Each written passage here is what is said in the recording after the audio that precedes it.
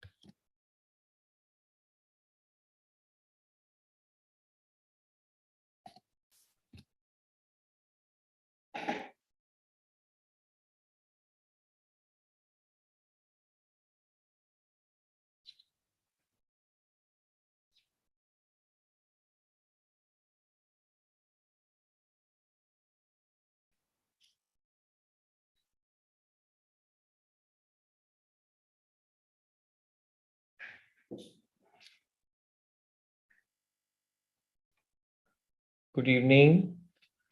Yes, any questions before we start on today, guys? Anybody who did any questions on strategic management? Anybody missed it? Anybody remembered it more?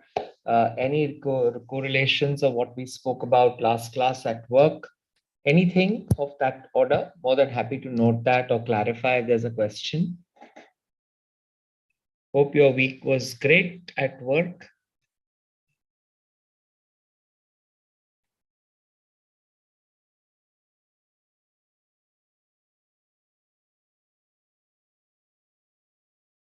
Which IA format, Agya?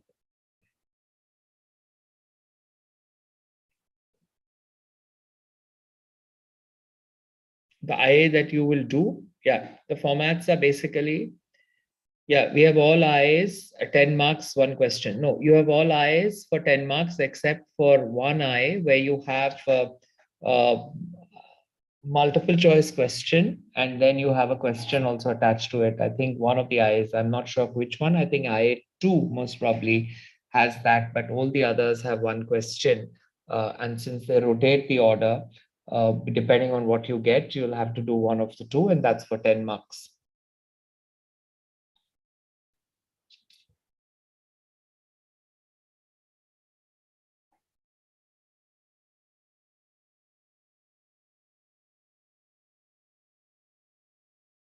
So let's get started. There is something that I want to show with to you about what the kind of work that we do with the balance scorecard from the last class, and I just want to share that with you right now.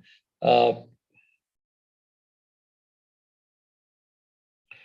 this is working at the granular level, which is at the people level. So when I was heading strategy and insights for a bank, and my CEO had asked me, what is it that I do for the organization? And that is quite an open-ended question.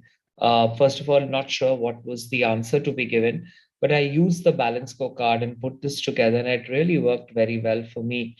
So I thought I'll share this with you also today. So right in the core of the scenario is your balance scorecard framework, which is what we spoke about last class.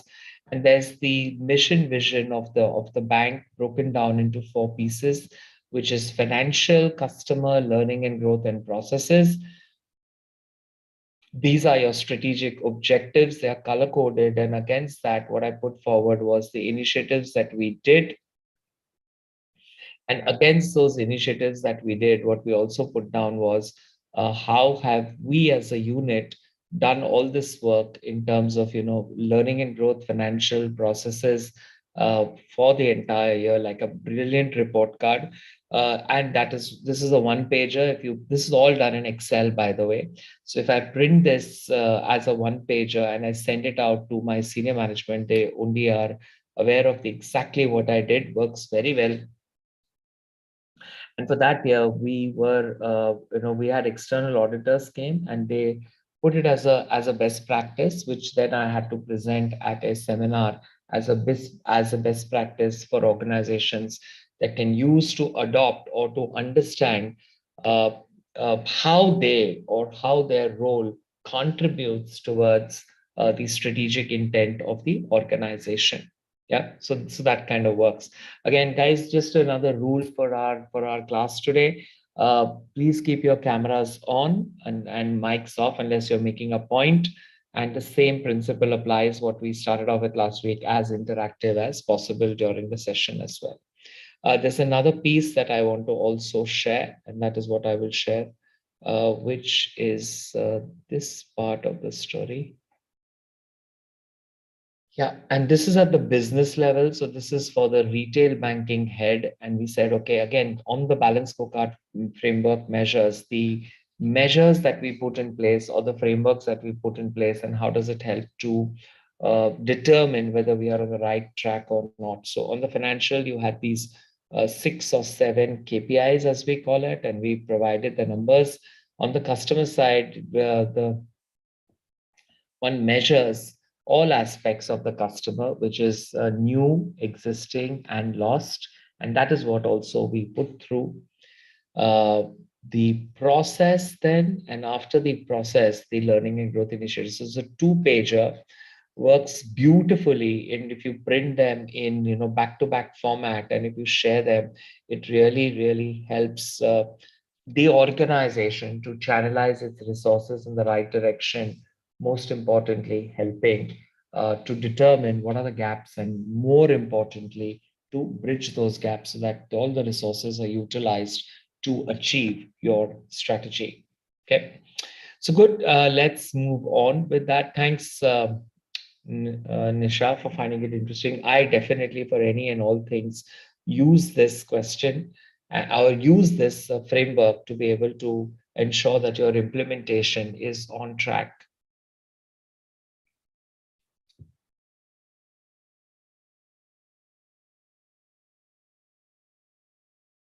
Okay, so let's move on to do our today's topic. And our today's topic basically is talking about a few more frameworks.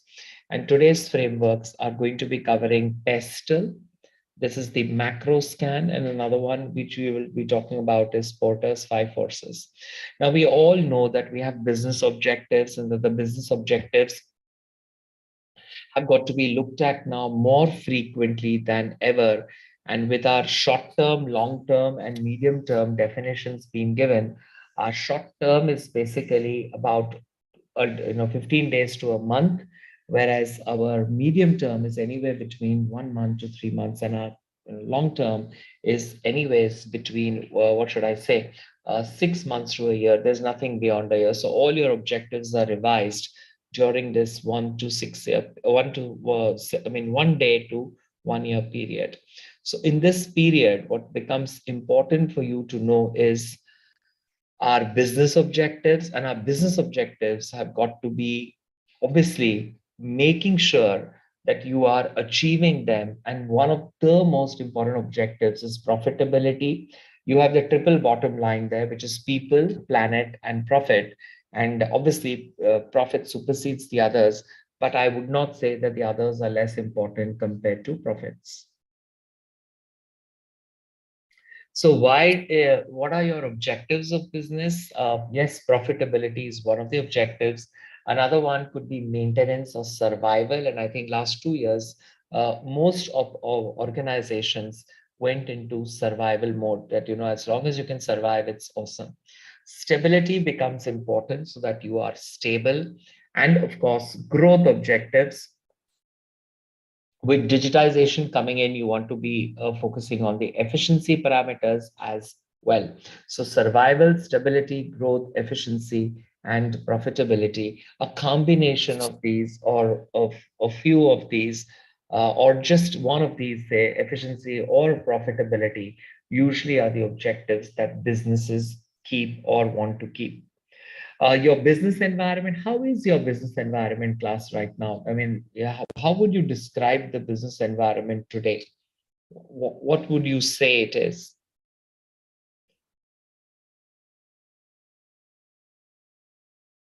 Yes. Competitive, or should I say fiercely competitive? I think fiercely competitive, right, Gohan? Okay.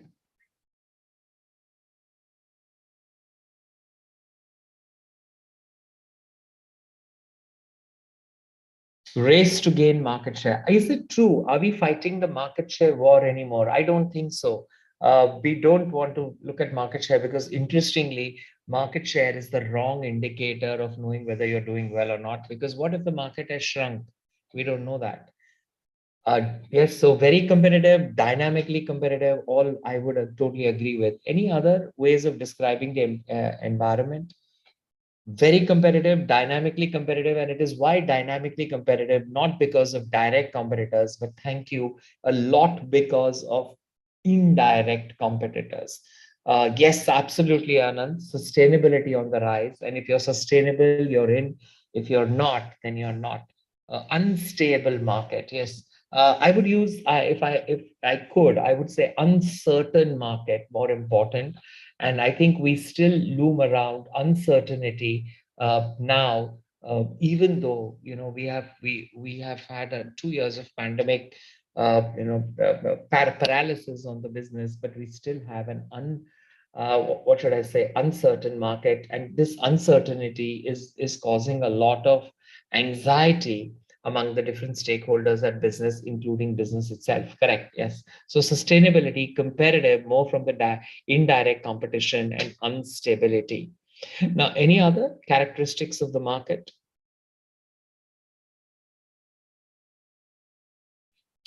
Would you say doing business is much easier today than it used to be, say, 5, 10 years ago? It's becoming much more difficult today to do that today than it was earlier. What would you say?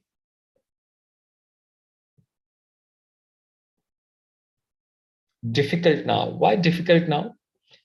Guys, again, keep your cameras on and discuss it because, and instead of chatting, talk about it. It only helps engagement in the class.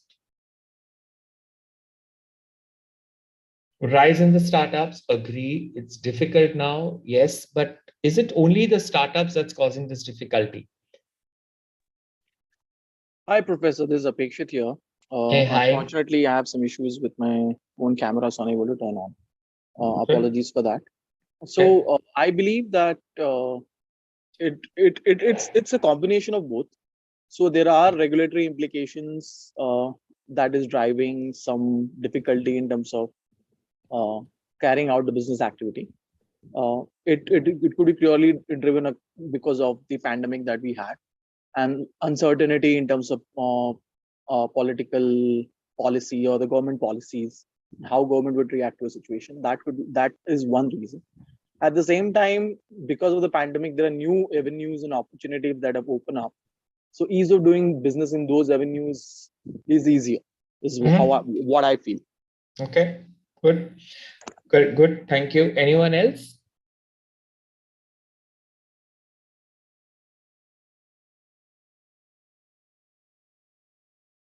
We say that doing business has become much more complex now than ever. And why would we say that? When there are so many frameworks, everything is clear. We know we got to be proactive. We know we got to be managing with more regulations, of course. But I would say, the easiest part is the regulation because come what may, however ignorant the business is, they will have to do it because if they don't, they cannot maintain their philosophy of integrity, transparency, accountability. So yes, regulations, like it or not, you have to do it. There's no choice there. Hi, Professor Vivek this side. Just to Yes, add on hi. that, I mean, latest this regulation by our by Sir Nitin Gadkari regarding adding at least six airbags in the car. I think for 6-seater or 4-seater. I mean, it's only gonna give the companies more trouble. I mean, with their setup this whole infrastructure, and they have to add one more process. I don't know, but it will add complications. I mean, it's not Of gonna be course. like BS6 in the past. Uh-huh. Absolutely, Vivek. Now, that complication, whether we like it or not, whether whatever happens or not, will have to be adhered to because it's a requirement. Okay. So, my question is legality causing complications, or is it something else? Hi, Professor. This is Ayush. Yes, hi. I think it's the technology that is playing a vital role. With the advancement of the technology, the things are getting so complex that it is not easier to make the legalities around those things. So if you can't make legalities, then what is the option? You'll be thrown out of business. Is that correct? Yeah, but the thing is, with the advancement of the things, for example, if there is certain kind of technology in the market, and without like drones were there in the market a long back, and people were not realizing the implications of the drones that the generation or the people can face. As the as soon as the people around the world started to notice the implications of the drones, there were the laws built around that drones can't be used above this height and that things. So certain times it's like the legal things are just made after calculating the implications of. Yes, good. So, Apekshit, Vivek, Ayush, if I understand the concepts that I take out of the discussion there, I understand legality. I understand, like it or not, you have to do it. Therefore, it hits your bottom line a lot because, yes, you have to do it, but it has to come out of the kitty that you put on reserves. Also, Kaushik rightly put in, therefore the digital space, the automation space, and Ayush touched upon that as well, is also adding more fire in the whole process, because you have to adopt to it. If you don't, competition is going to take over and you are going to be left alone. Also, guys, in addition to this, anyone thinking of the most important letter, consumer or customer? Yes, I wanted to add here. See, what I feel is that there is business in terms of starting your own company and everything. Okay, but what I feel the businessmen are struggling more is in terms of understanding the consumer needs. The consumer demanding in the past few years. They want everything on a platter at the lowest cost at the in the fastest manner. So if if a certain business is able to understand that and capture that market, then they are successful, which has happened with a lot of startups. But if you're not able to understand that, it is also leading to death of very traditional businesses, which have been, there for quite some time, for in fact, for many decades. Correct. So I believe, and so if you understand the consumer, if you know that your product is going to work with them, and you should be ready to transform yourself. I wouldn't even say years. Now it becomes quarters. You need to transform yourself. Like in our company also, we are asked on the client more, understand what is their requirements, and we need to transform and grow according to their requirements. So Correct. If that is in place, and if you know that you have a demand of a, I think the other technicalities can be still taken care of. But if your product becomes redundant in the market, then there is no chance that your business is going to flourish. Absolutely. And I think adding more to this is the customer. By the time we think we understand the customer needs and demands have already been changing. And they're changing at such a fast pace that earlier it used to change about 5 to 7 years it would take for a change to happen. That change is happening within a year or two. And the classic example, once again, is the pandemic for the kinds of things that we have adopted, and they are here to stay. Yeah. And if they are here to stay, consumer is becoming more and more important in the decision-making process, in building your organization and structures around it. Interestingly, one of the biggest trends, I'm sure you're aware of it, you talked about startups.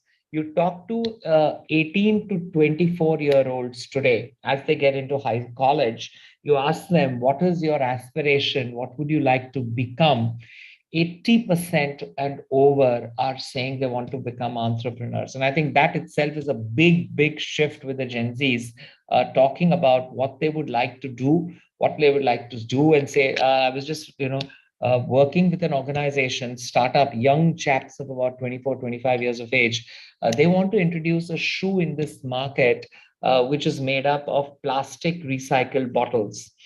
Fantastic concept, brilliant thing, and we worked on the whole thing. They've already got an investor, and they're wanting to do work on this in the Indian market and probably export it as well. So these new ideas, the innovation beast is coming so faster that if you want to differentiate, you have to innovate, and if you don't innovate, you'll be there in a rat race. So all of this, guys, whether we consciously agree to this or not, whether we approve of this or not, this is requiring strategy on a more daily basis than what we would have looked at otherwise. Yeah. And hence, the DNA of an organization is strategy. If your strategy is good, you can fight all catastrophes. If it's bad, whatever good times you are, whatever calm waters you're sailing in, you are going to be sinking that ship, because there is a very poor strategy alongside it. Yeah. So your consumer is 10 times more educated than you are. You can't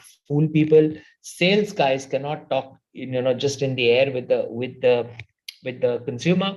You have to be very, very intelligent. And just looking at an ad, if you put on an advertisement a concept like TNC supply, 60% of the consumers are going to write it off saying there's a catch to it. So that is the kind of consumers we are talking about.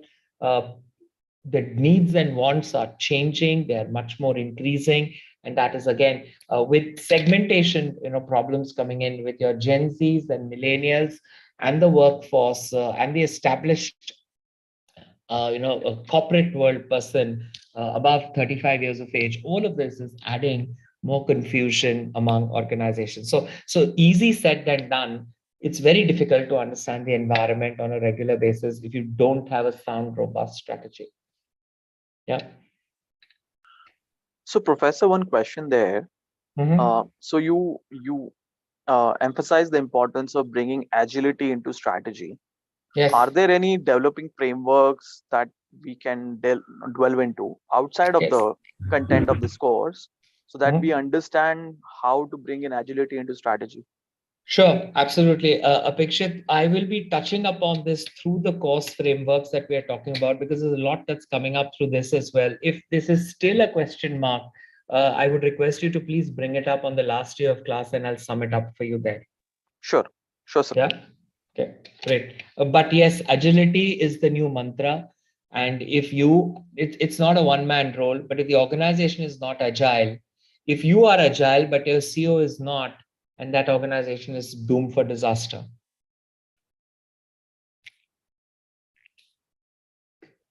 Okay, good. So yeah, please bring it up next week in case we haven't covered it during the next 3 sessions in terms of the modules that we would like to cover. So brilliant, wonderful, guys, for those for your contributions. Let's move on.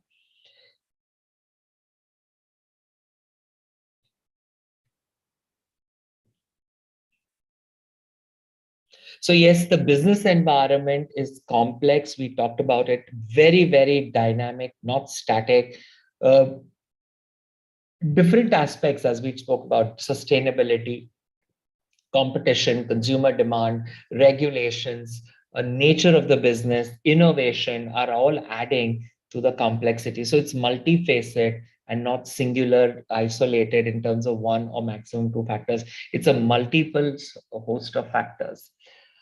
Impact for reaching an organization in several different ways. How do you create and maintain that impact becomes important as well.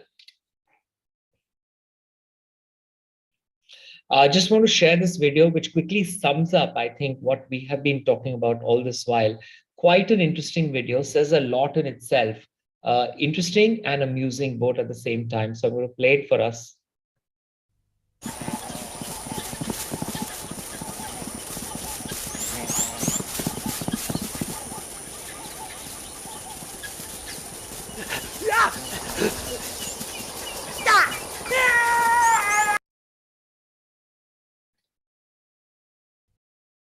So says a lot in itself in that whatever less than a minute. And when I play this at corporations and stuff, expect the unexpected.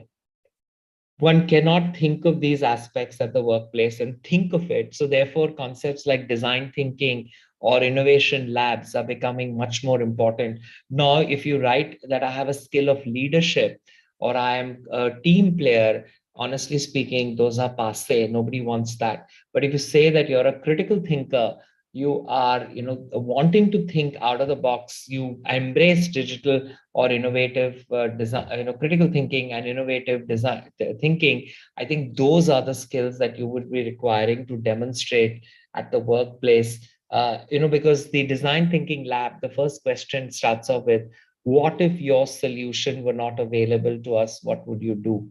And I think that's a very powerful shot there, with regards to what are we going to expect with what we need to be doing with our environment that we are planning for. So please expect, like, why is Colgate going to be worried about Wrigley's in the future? Because it's going to be a substitute to toothpaste. I mean, this can raise eyebrows. Somebody can say bullshit. Somebody can say not happen. But personally, the cards are that it would happen sooner than when one would look at it happening in the next 3 to 5 years for sure.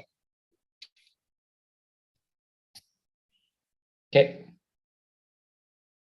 So with our framework on, we would have heard this framework, right? PESTLE, which is political, economic, socio-cultural, technological, environmental, and legal. Now, political and legal are usually looked at it together as well, because you can't have something legally if there is no political support on those laws and regulations. And hence, political and legal are more or less together. The other frameworks are also required. You can do this every day, or you definitely need to do this at least once a year and use these inputs when you're planning for your next year. Yeah, so that's PESTLE.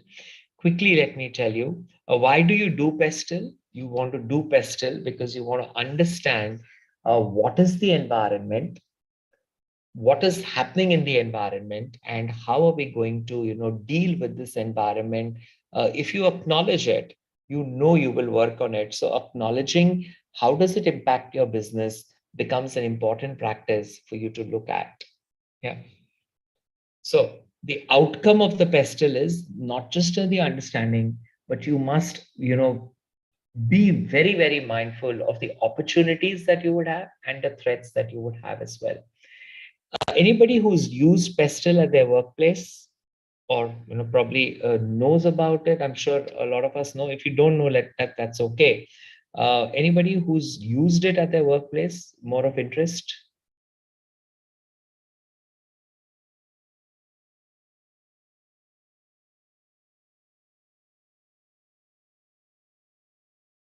Nobody's used it. Okay. Not no, okay, no problems at all. After this session today, again, think about how you can use it at your workplace when you start your planning or for next year. And therefore, it'll be a great exercise to, at least be mindful about it and say, yes, I thought I couldn't, but now I think I can. And I think those are the voices I would like to hear a lot between today, tomorrow, and the next session. That first I thought I didn't, now I think I can, and this is the way I can. And I think that is what is going to be very, very transformative from the learnings that we will take out of this course at your workplace. Okay. So let's move on to PESTLE. So political environment. And what is the political environment as such? It is the environment in which you operate.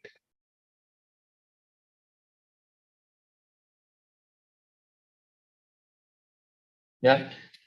So political environment is basically you want stability in the government. Look at Afghanistan this year, look at Ukraine, Russia this year, and look at what it's created to the world. And that has created a lot of unrest in the political environment itself.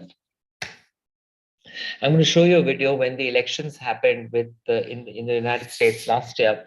And when Biden's victory was announced and Trump was not willing to accept it, there was a lot of ruckus created. And this ruckus was created in the parliament itself, as a result of which we were not sure about how it will be taken up within the US and what all its impact is going to be in the future. So a video is what I will be sharing with you.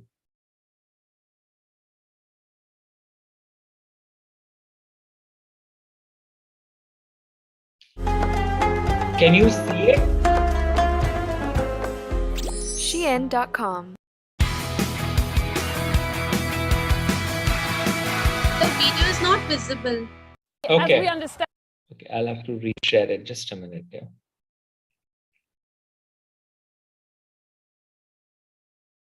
Now I think you should be able to see it. Let's look at it.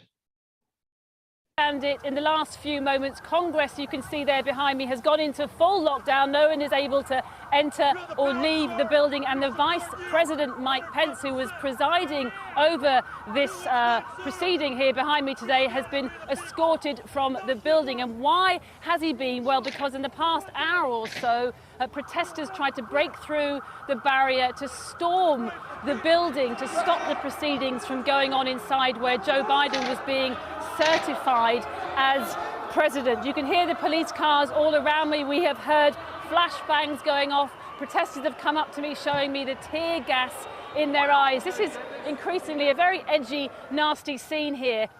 And why are they here? Well, earlier, their President Donald Trump encouraged them to rise up, to protest. He urged them to fight back, and he told them and all of us that they would not accept the steal. And that is exactly what they are saying that they are here to do today, not to accept that steal. Because what was going on, of course, was Joe Biden being certified inside that building behind me with Mike Pence presiding over the proceedings. He had earlier made clear to Donald Trump that there was nothing he could do to prevent the process from going on. He doesn't have the authority to throw out the Electoral College votes that have ushered in Joe Biden as president. And inside, the nation's top Republican, Mitch McConnell, urged Republicans, rebels who were objecting to the certification of Joe Biden to stand down. He told them the votes, he said, the states, the courts have all spoken. If we overrule them, it could damage our republic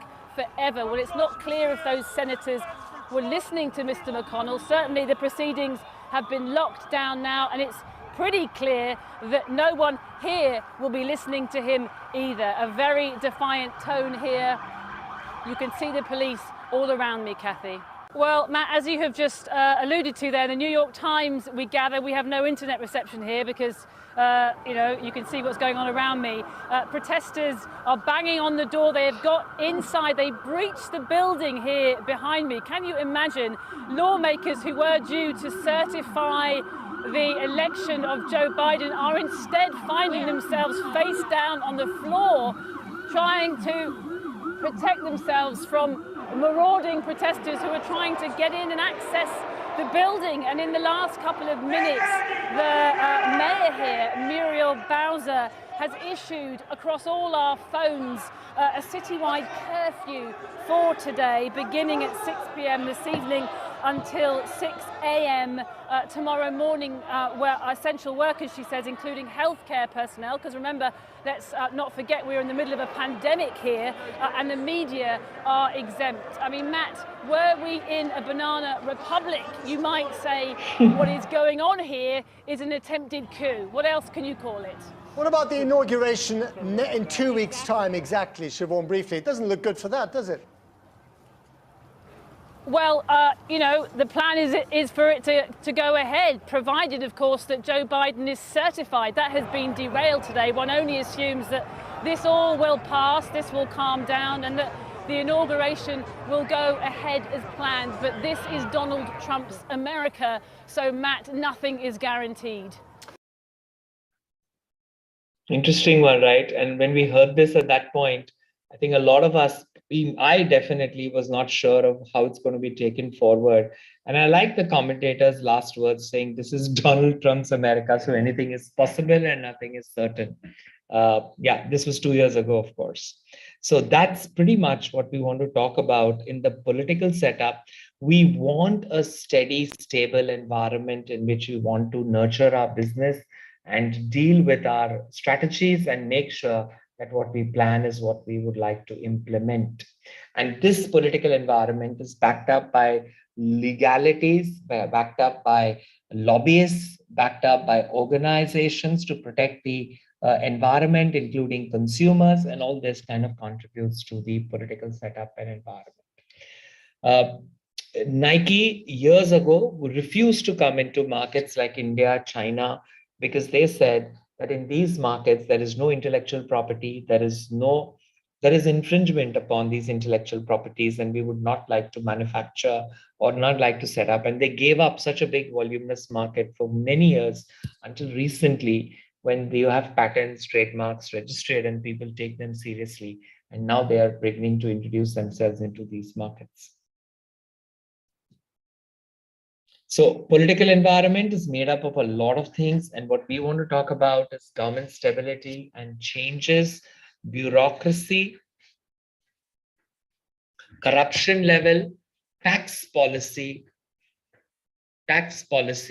freedom of press, regulatory and deregulation, trade control, and obviously import restrictions. All of this is a part of, for example, the ease of doing business, the foreign direct investment policy, the ease of setting up business, all that is a part of this political framework.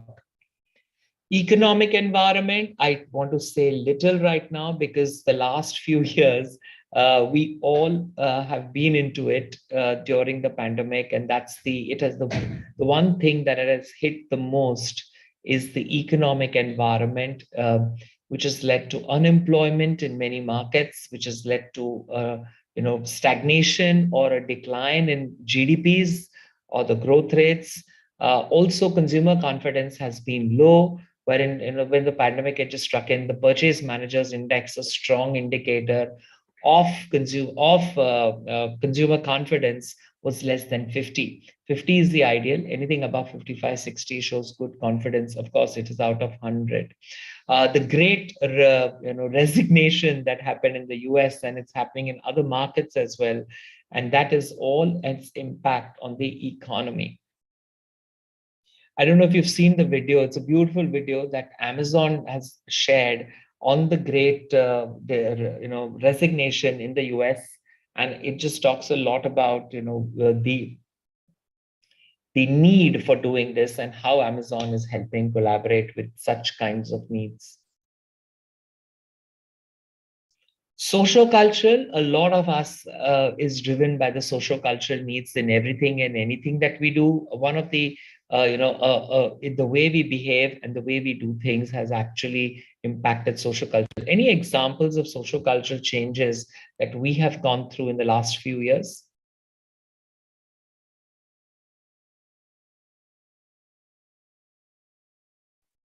Yeah, anyone? Joint families to nuclear families. Which was always there. Last 2 to 3 years, Jyoti? Jaya, sorry. I would say nuclear families to soulless families now. Yeah, to single working parents. Yes, correct. Single working parents, even if there are couples working together or living to, they are actually in different cities trying to, work their relationships out. Live-in relationships have been on the rise. So these are some things. Yes, online streaming, OTTP, yes. Can we say, Professor, that work from home is a social cultural phenomenon, or that would not be appropriate? Yes, I can put that in because it has impacted mental health. It has impacted our work-life balance, and yes, I would put it as a social cultural trend. And just getting used to a fact that I have to talk to a blank screen is not an easy concept. The first time I did it, I just kind of fumbled up. I said I cannot talk to one. Yeah. Any other social cultural trends? How many of you are, stupid question, but a question. How many of you are health conscious? Don't say it because it's the flavor of the day. If you actually mean it, say it. Because all of us say, how dare you? We all are health conscious, but are you? Mental health, yes, Professor. What about physical health? That was always there. Was always there. Excellent. In terms of what how many of you read the ingredients of the pack when you buy it in terms of calories, nutrients, and then you pick it up? Yeah. A lot of us have gone into healthy foods. Therefore, words like low fat, organic, are really becoming very important as part and parcels of our life. Yes. Use of millets, use of home ground Yes. spices, Correct. all those Yes. things have come up actually. Correct. Absolutely. They have come up. And our sleeping disorders, mental health is becoming such an important concept, guys, that employers are now forced those employers, and in outside India, all employers have to provide insurance to your employees. And this year around, with mental health being a concern, one aspect was for employers to say we care, and the other aspect of the employers was to pay for the insurance premium to cover mental illness as well with the employees. And that's where 90% of the employers have backed out, because it has a huge impact on insurance premiums. Obviously, it impacts the bottom line. So there's a lot of debate going on. Who should bear the cost? Is it is it the employee? Is it joint, or is it only the employer? So yes, mental illness is, I mean, not illness, mental health is on the rise, and we all, need to be a part and parcel of it. And interestingly, nowadays, guys, people don't hesitate to seek counselors' help. In the past, one would think of it as a social taboo, but not today. So those kinds of things are very, very, appreciated. That when you need help, you ask for it. Also, our social cultural trends in terms of e-commerce, we are willing to buy a house online nowadays, and something that I could not have imagined 10 years ago. And I'm still aghast at it, but people buy homes online these days. Food, yes, of course. Uh, Online shopping, of course. All this is on the rise, and therefore digital marketing is becoming much more important as opposed to traditional marketing. The other impact of pandemic, I could say from a social cultural perspective, is the movie industry. Mhm. So the last couple of years in pandemic, people are used to watching content on Netflix or Prime or other online content aggregators. Mhm. So a movie phenomenon as a cultural aspect which people had in families, that okay, they would like to go like once in a week or once in a month as a family thing, has gone away, as people Mhm. are so now so used to watching this at home. So Correct. that's one probably social cultural phenomenon that also has happened in the last couple of years. Yes, and it's absolutely correct, Abhishek, and big time. So now, what are these cinema houses working on? They're going to bring about a lot of disruptions, where they will give you a OTT experience in the cinema hall, and that is to be wait and watch, but that's what they're talking about here. And for Netflix in 2022, which is their market of prime importance or growth, it's not the North Americas, it's not Europe, it's not even Asia, interestingly, because India has a lot of platforms, and Netflix will have to compete with a lot of platforms there. It is the Middle East market, because the Middle East market is as young as 2 to 3 years in terms of OTT content and network. And we, as such, have only started to accept this 2 or 3 years ago, wherein about 6 to 9 hours of a time that a consumer spends in the shopping mall every weekend. You just imagine them to be sitting at home and watching a movie. So yes, but that has happened, and that is one of the key strategies that Netflix is working upon, especially to focus on content, to focus on understanding the social cultural behavior, especially in the Middle East, North Africa region, which is this region.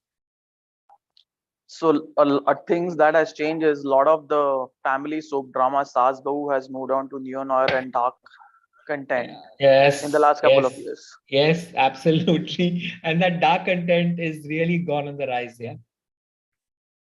Yep. Good.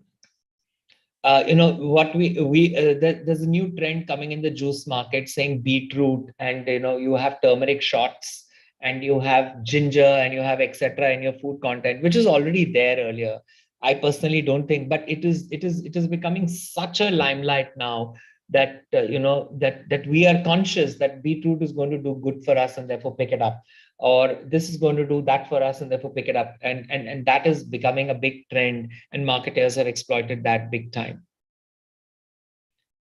Digital. I don't know. I mean, I can still ask how many of you last went into your bank, unless you wanted to get something done. Everything you guys do. India is very much on the high rise of making things digital and doing things paperless, cashless. Okay, good. So these are some of the social cultural trends that people have to be mindful about during the the whatever the pandemic and so on and so forth. What do you think? How many of you think respect Will Smith today after apologizing, after he apologized, versus how many of you think Will Smith is just a drama artist, nothing else? I mean, what is your view about Will Smith today as you see the week fold and unfold with all the drama that happened at the Oscars? Well, Will Smith, professor, he's an artist for sure. I mean, he recently got an Oscar. So, doing that, I mean, slapping Chris Rock was, I think, a little too much there.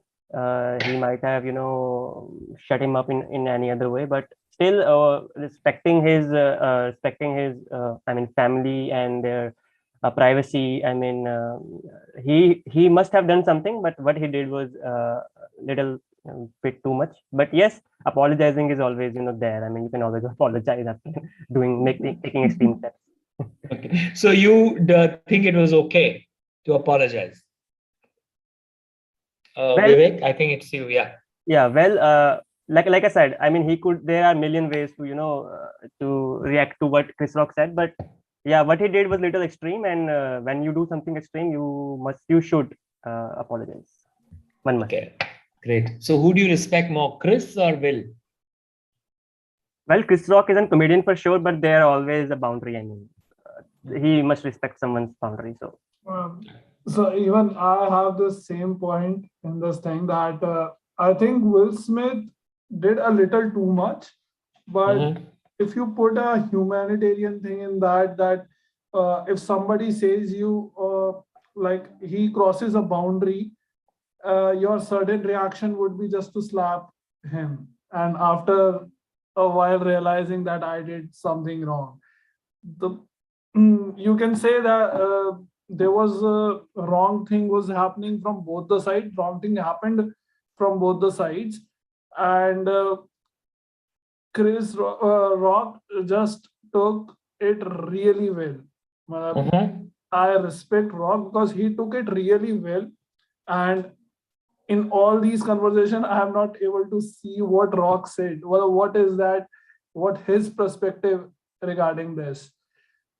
It is a kind of drama. It went too far, but still, yeah, have respect for both. Perfect. Great. Yeah. Okay. A lot of thoughts have been passed around here. The first day when it came through, there was a lot of debate going on here. Is it flap to slap, or is it real? Is it fake? And if it is real, they said, or if it's fake, I think when it's fake, they said that Will Smith is, ready to be the next president of the United States. And if it is real, then it's good. A lot of respect. So there was a lot of conversation that happened on this Monday morning when the Oscars happened here in this, and then this kind of ebb. I think it will ebb more next week. But this was the talk of the town and talk of the discussions during the entire week that unfolded. Some say, personally, I think yes. I mean, there is no limit to what you plan and think. If somebody is really crossing the boundary line, you don't plan for such a reaction. It just happens.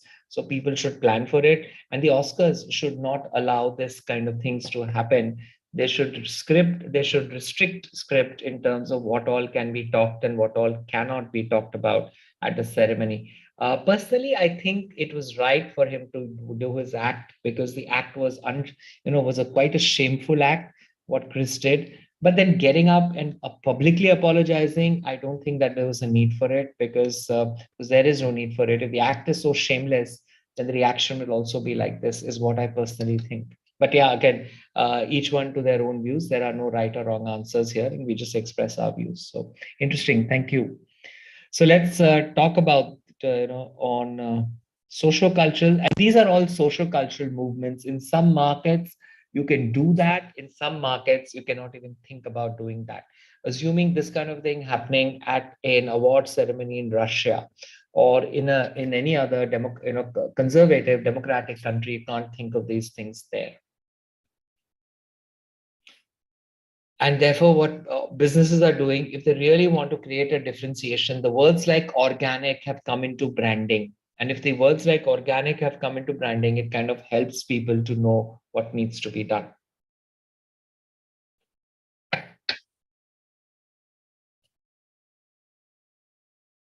Demographic environment, yes, a change in the demographic mix is happening. Singapore is seeing a lot of the middle-aged population, and they're calling it the sandwiched population.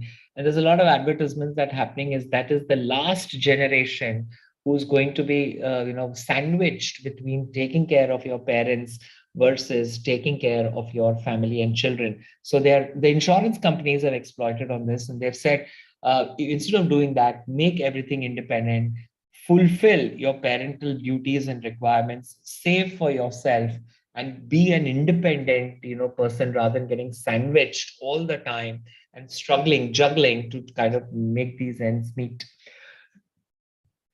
The Gen Z is coming into the marketplace, and that's going to create a lot of disruption in the workforce in the future. You're going to be working with a set of people, not because they are common in terms of age, but only because they've all applied for the same position and you need to be teaming up together. So digital on the high with Gen Zs, digital on the low with your regulars, 40 plus people, but they will be working together. And if they work together, then the thoughts and digital will be something that everybody will have to be at a certain level. Technological environment, I mean, what can we say about technological environment? Any additions, contributions, discussions from my class? You're very technological savvy. Any technological changes that you have seen through? Yes, yeah. Reducing carbon footprint in the near future. Correct. Yeah, reducing carbon footprint. And I think a lot of us have really taken that very seriously. Very good. Cryptocurrencies. Cryptocurrencies, yes, yeah. I don't know how many of you invested. I don't know how many of you invested, but it was the first test for crypto when during the Russian attack or Ukrainian invasion, when everybody was everything was kind of reversing. Crypto went up, went down, went up. It was fluctuating. So yeah, crypto, the rise and fall and the instability during these times. I think with the pandemic and tourism industry being hit hard, there will be increased adoption of metaverse like platforms. Correct. Or platforms that rely on augmented reality or virtual reality. Correct. So that's one industry which will grow in near future. Correct. And I think, Apeksha, that's a very important point. Meta is going to be coming in much faster than we think, and market and businesses need to adapt that as part of their digital strategy. Okay, good. I recently heard yes. about yes. in addition to Apekshit, I mean, a couple in South India, they are planning to marry in the augmented reality using the Meta really? platform, right? Okay. Yes. So wow. This can be a huge shift in what we are yes. doing. Absolutely. Thank you for saying that. Yes, that will be a wow factor to look at least. People are talking about space tourism. People are talking about staycations. People are talking about, vaccine tourism also, retail therapy. All these are concepts which are coming up as a combination of technology come social cultural put together. Yeah.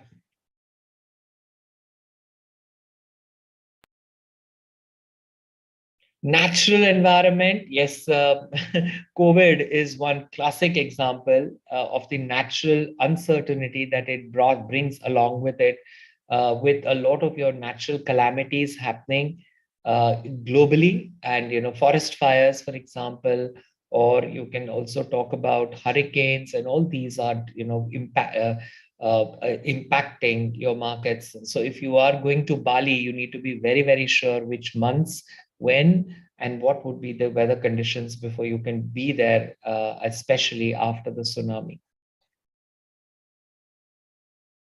Legal environment, as I said, it is in close coordination with the political environment that we are talking about. And here we want to talk about anything and everything that protects the consumer. In societies where there is the Consumer Protection Act is very strong, with the GDPR in Europe, the legal framework has had to go through a lot of movement with digital coming in. There's a lot of consumer trust that needs to be questioned, and as it gets questioned, marketers and businesses and organizations need to make sure that they address these customer anxieties with trust, and we become a far more prudent customer with regards to but we still have those weaker moments where we fall prey to these issues. But yes, we need to look into it, be mindful about it in terms of protecting ourselves and our interests in how and what we do things.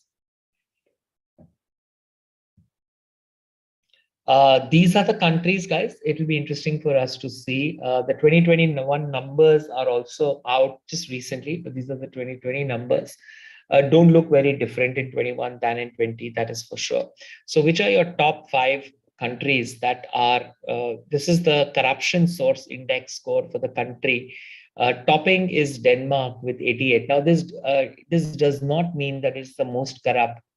What it means is that the higher the scores, the less is it in terms of corruption, and the lower the scores, which means there is more corruption. So the least corrupt in that sense is Denmark, followed by New Zealand, then Finland. In fact, the rest of them are actually co-owning the scores. So you have Denmark and New Zealand right on top, and then you have the other markets, Singapore at that rank that it is there, which is ranked 4th. Yeah. Okay, just take a picture shot of this exercise. It is about a fitness industry in Dubai, and it's good to do this market to better understand it. That you would like to. And we will just do a macro scan of the industry. And knowing the macro scan of the industry, we will put it together in terms of providing a suitable strategy. So take a picture shot if not already taken.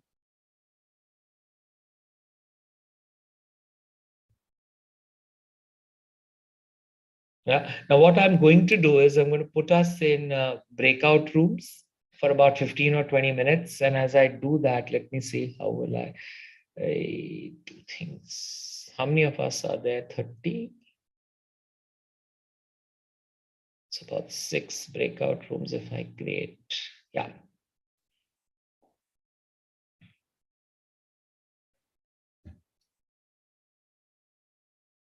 Okay, so we've got about 6 breakout rooms that we have created. And what I would want us to do is each of the groups, not more than one, please, in the interest of time, please come up with a political, economic, sociocultural, technological, legal, and environment. Please come up with one fact each on this industry that we're talking about with regards to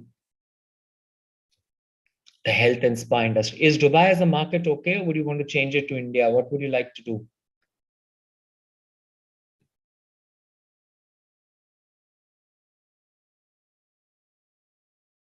Hello, guys?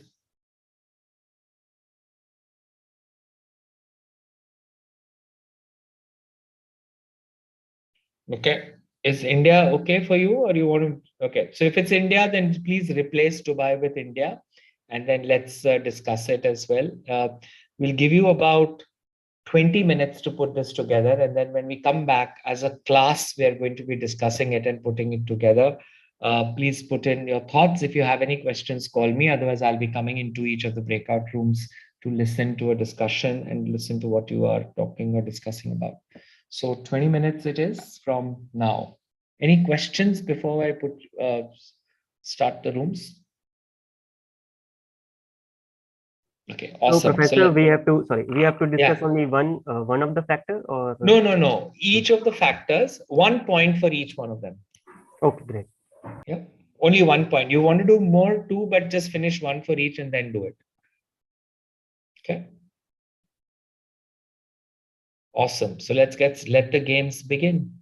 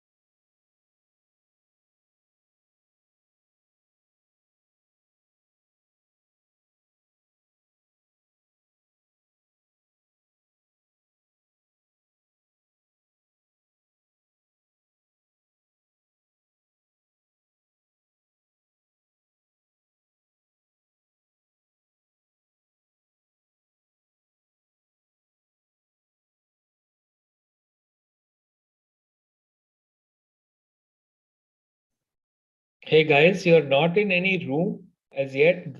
Team 5 or room 5 is all not joined as yet. I think you guys are there. Ayush, Kajal,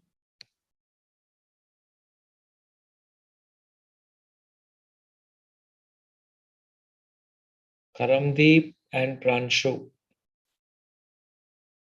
So if you're there, kindly join that room. Sir, I think there is some technical glitches coming. I have to log in via mobile phone. In laptop, some kind of problem is coming.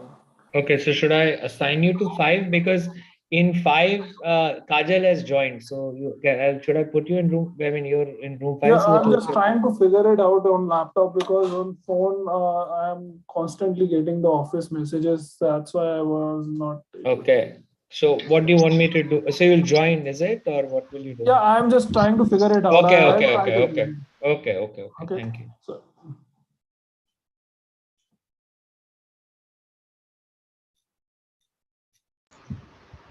I'm actually seeing no one in the breakout room. Earlier, I could see Pranshu, but then some Yeah, audio issues at my end, so I left and came back 3-4 okay. times. Yeah, Kajal, just a minute. Karamjeep is not there. So I'll put you into another room, yeah, Kajal? Okay. I'll just put you into another room.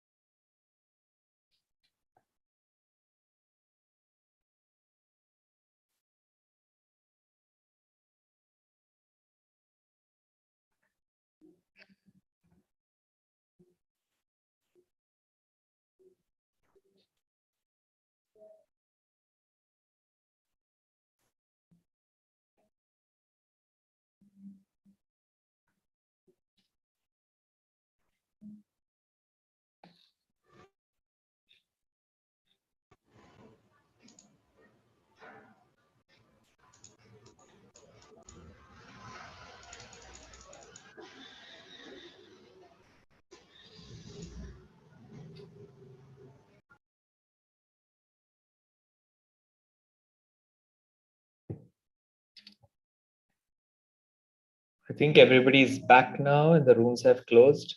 So yeah, good. Some of my friends, guys, you've just logged in and you're at the beach. Please don't do such things. If you, I know there, I don't think there are marks for attendance. If you've logged in, kindly be here. Don't just log in and go somewhere else, because I've called out a few names and those people are at the beach. So if you're at the beach, enjoy it there. Otherwise, if you're here, let's be here. So good, let's move on. Now, what we'll do is, in the interest of time and in the interest of learnings, let's put it forward in terms of how we are going to put this together. Yeah, so I've prepared something. We'll put it as a class, we'll work on it, and we'll put it all together.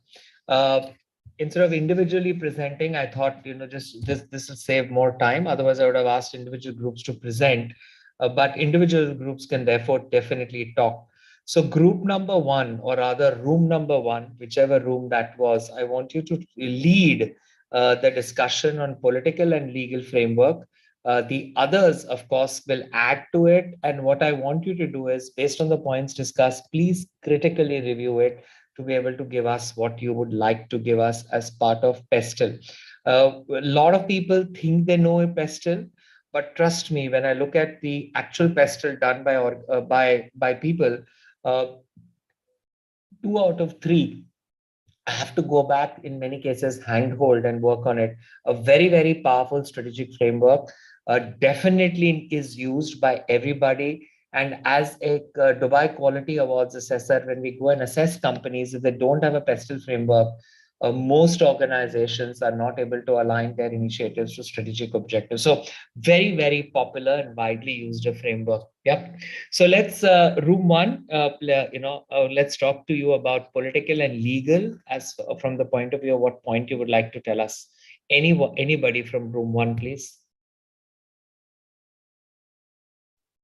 Hi, Professor. I was part of room one. Okay, good. I would like to add one point here. As per our discussion, we mutually agreed that one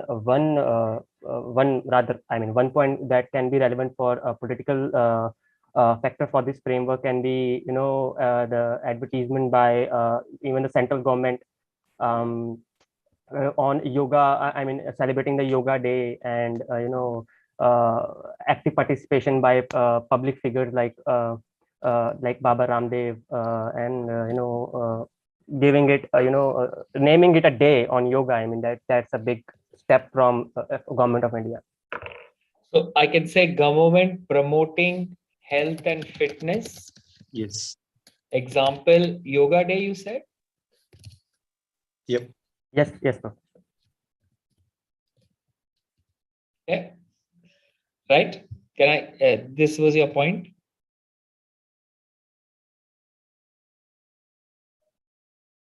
Anybody else? Right, Vivek, this was your point, right? Yes, Professor. Okay. Anybody would like, so, government promoting health and fitness. Yes, definitely a point. Yeah, I would definitely take that as well. Any other pointers on political and, so one from the group and one from the rest of the world. Anybody else would like to give us another point? So we had also discussed some points. So we have written that, if there is any, what is the ease of doing business in the fitness world in the India market? Okay, then if there are any tax exemptions which are provided by the government for opening such centers. Okay, so where would that go? Legal? I think ease of doing business should come under political, like if the government is fitness oriented or not. Which is promoting fitness. So therefore the regulatory would be, right? Ease of doing business, less. Okay, we can put it there. Health and fitness. And then, we also discussed that, if the Indian government, if there are any implications of any drugs which, a center is promoting, or if a franchisee is suggesting for the individuals to consume or something. So if there are any implications for that, so that aspect we have discussed. So legal laws, again, this is wide. What would you ask us to consider in the legal aspect? Because just by saying that there are legal laws is not enough. Are there any legal? So are there any legal laws for any particular drug? Are there? Are there is Are the there question. any legal laws? No, I want you to answer your own question. Are there any legal laws or there are none? So we did not do the research on that part. No, you can assume something there. I'm perfectly fine with your let's assumption. assume that there is a legal law in in using a particular health supplement and it is banned in India. We can also consider that there is some legal law which allows only some particular equipments to be followed in the gym, and some are Okay. restricted. Yes. Okay. So legal requirements. One thing which we discuss is that it can be done legal that to have doctors on board in the fitness center Used in that the he gym. could, Yeah. Doctor on board. so that he could guide the customers that what right supplements to. Is this a legal requirement or is it a wish list? So it's so from our perspective, the way we thought is a lot of gyms unnecessarily promote supplements consumption. So from a regulatory standpoint, I think to avoid any impacts, the goal should be that customers cannot just buy any supplements on their own. Rather, a doctor should be empaneled on the gym to assess whether he or she really requires the supplement. And only then they are able to sell it. Yeah, but my friend, is it no, and mandatory? they should not. No, and they should not sell anything which can be sold without a prescription or doctor's advice. Mandatory? Is it mandatory or is it a wish list? We thought it's mandatory to avoid any health impacts. Then I will keep it there as mandatory. Now, guys, if you get a question on the pestle in the future, or if you're doing pestle for your organization, you can assume things. Now, let these assumptions be wisely done. Right now, we are assuming because of the interest of time, but let this be based on data-driven facts or assumptions or experiences as well. In case we're not quite sure. In an academic setup, an assumption is fine, but a real setup, let that assumption be backed up with at least some conviction or some data that you want to get your hands on. Okay, there was these, fair enough. So we'll put it on requirements here, saying legal requirements with doctor on board as well. Kaushik, you talk about these two regulations. I put that down. FDA regulations for what and FSSI regulations for what? Can you tell me? Am I audible, Professor? Hi, Professor. So in India, if anything is consumable by the consumers and that affects the health, that needs a proper inspection and certification by the regulatory authority, that is the FDA and FSSI. FSSI regulates all the food intakes like vitamin or the supplements, and FDA are any kind of drugs. So if the fitness industry are to provide health supplements and any kind of drugs, they need to provide these kind of certifications if they want to operate in India. That is the government regulations. Okay. So have I correctly written your point? Yes. Okay, brilliant. Any more on political? I think we've got enough legal. One more on political? Anyone? Can we add like Make in India? Sorry, what Make in India? The gym or the fitness guru?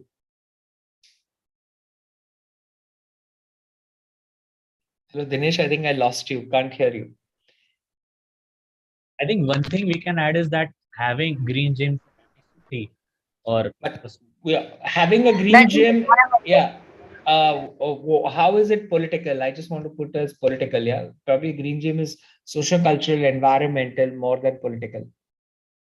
Yeah. All right. Yeah. I mean, hi, Professor. I would like to add one point in political.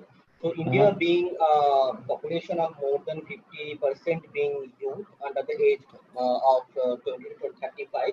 So government. That would be economic. Kaushik. Okay. Yeah. Just hold on to that. Yeah. Professor, I had a point regarding the political one. I don't know whether it will fit there. Just thought of that university is promoting, courses which encourage students to be, being certified professionals in fitness. So is it political or is it socio-cultural, or is it or is it more of the socio-cultural, or is it political? It will be promoting universities to set up these courses. Is government doing that, or is it private sector? Government can be a part of it. Okay. So So having said that, what are your assumptions? So I'm assuming that promoting government promoting universities to have fitness related programs, being certified professionals. So promoting certifications, right? Promoting fitness programs, right? Yeah. In schools and universities. Universities, yeah. Yeah. All right. So adding on to that, Professor, Punjab government, the AAP government recently announced the introduction of army schools in Punjab. And I believe when we talk about army schools, it's about the fitness of people, because they have to lead country. The individuals have to, lead country in various warships. Right? Correct. I would also agree with that. So yes, I'm putting that as an example. Professor, if we can add in this for the political point, if the government can reduce the tariff on imports, like many of the equipments which have to be like imported from other countries, we can reduce the tariff. So that would be helpful. Okay, so I'm going to put that here. I would like to add one point in political. Like government is creating awareness and making it mandatory for all the female students to go through a self what is defense that? Training, self-defense. Self-defense training. Okay. Yeah. Now, is self-defense health and fitness? It's related to it. Yes. Like self-defense training involves health and fitness. Okay. But we will exclude that from here, please, because that's a whole new game. We are fitness first in the health and fitness industry. Professor, I have a point. Government has already started issuing health cards, and health cards will be having all the records of all the diseases anybody is having in the past. So using that, the fitness industry can recommend specific supplements to the fitness conscious people, kind of. Yeah. Okay. So I think that gets covered in what we've written so far on the political and legal side. Yeah.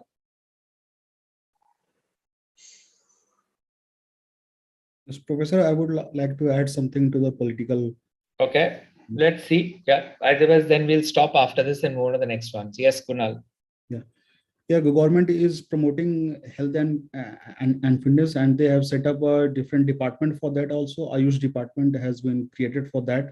Okay. And recently they have started a marathon mandatory for all PSU employees. What is PSU? Public sector units. So all public sector, huh? Yeah. And they have organized marathon as a Azadi Mahotsav. They are conducting that. Okay, great. I think that adds on with examples to what we were talking about. So all this, again, reinforcing the points that we've discussed as far as the political environment is concerned. Very good. So now let's lead by room 2, please, on economic. Yes, on the economic, we discussed that by offering discounts or loyalty programs. That is a strategy, my friend. We have to understand the environment, economic environment. Somebody was talking about economic, and I said we will talk. It was in political or legal, and I said just wait on to that and wait for economic. Now is the time to talk about it, my friend. You were talking about younger population, if I recollect correctly. Somebody was. Yes. I was telling about the population of India was being under the age of 20 to 35 majorly. So targeting that part of consumer would be a major economic gain for the companies. like fitness companies.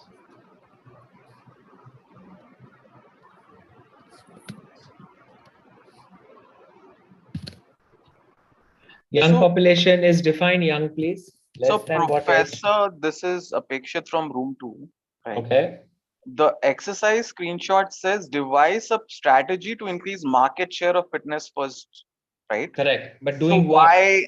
But so if we say, so if we talk, so if Agya spoke about the strategy of having competitive offers and discount plans with loyalty programs, why can't that be considered in terms of Correct. economic strategy? Can you read the second point that you're supposed to do, please?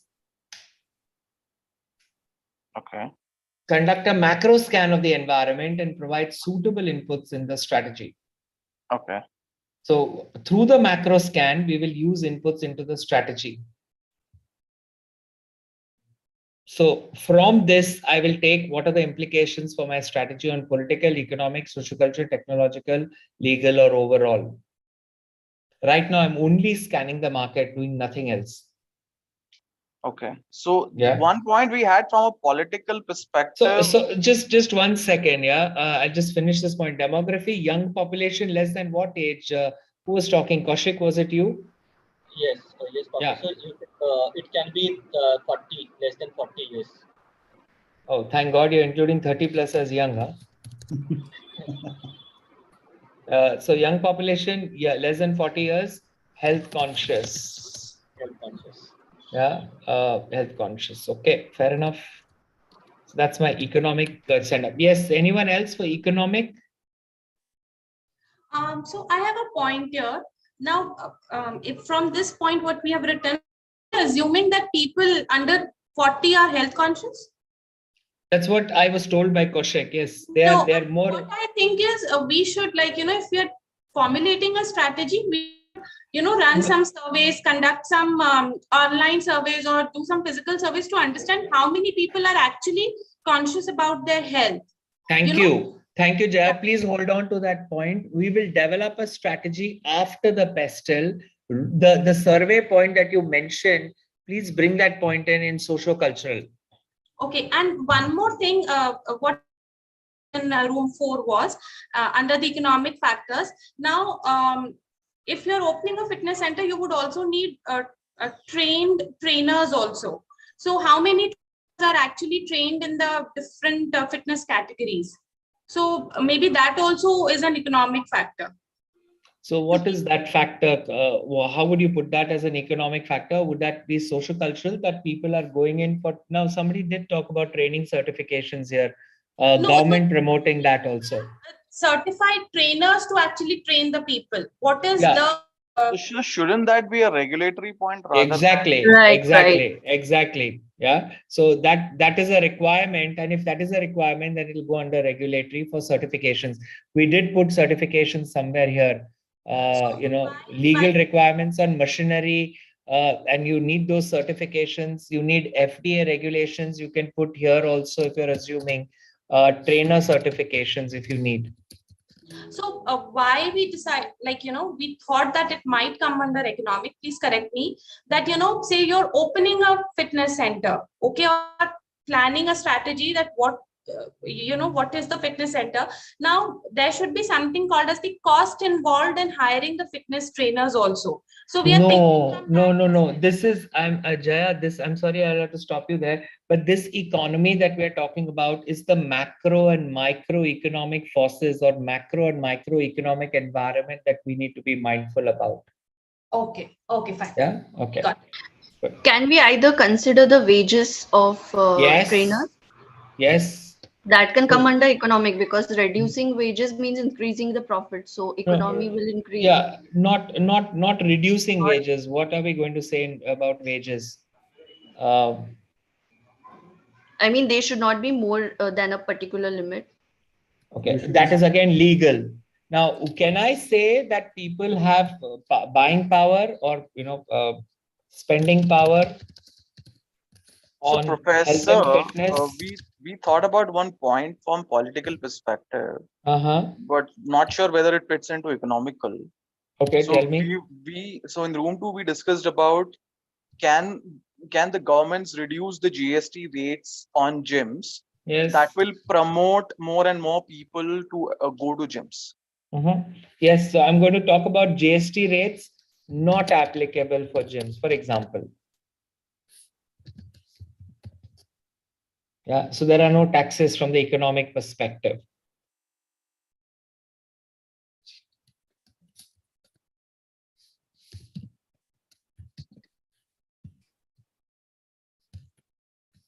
Well, I can assume something here. 15 to 20% of income spent on health and fitness related areas. I can say that. Okay. Hi, Professor. Yep. This is George here, and I wanted to add one point under economic, like loans from banks without collateral can be considered. So nowadays we get a loan somewhere approximately about 1 crores for fitness clubs without collaterals. Okay, for fitness clubs. Yeah, is that correct? Yes. Okay, so I can add that in. Fair enough. Let's move to socio-cultural. So room 4, please. Oh, sorry, room 3, please.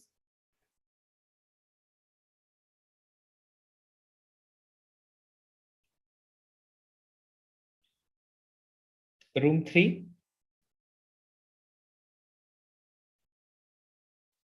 Anybody in room 3, please?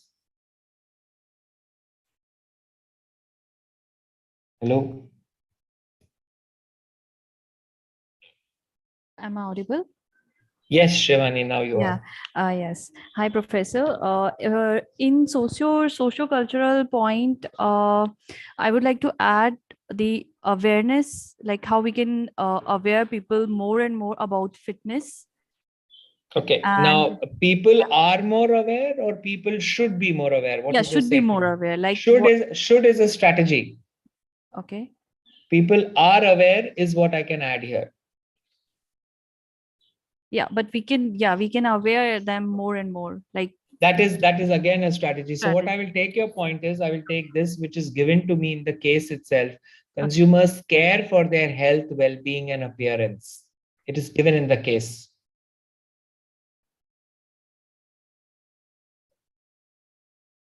Not only how they care, but they're saying it is also focusing on how they socialize, etc.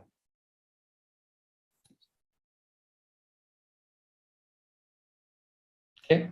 Any other point on social culture? Hi, Professor. Can we Yes. add impact of the public figures on the common mass regarding the health benefits and fitness? Like yes. So Like what to?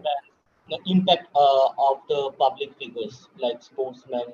That is celebrities, right? So what will we say? Yeah. So what will you say? What will we say there, please? Impact of the public figures on the common mass regarding the fitness.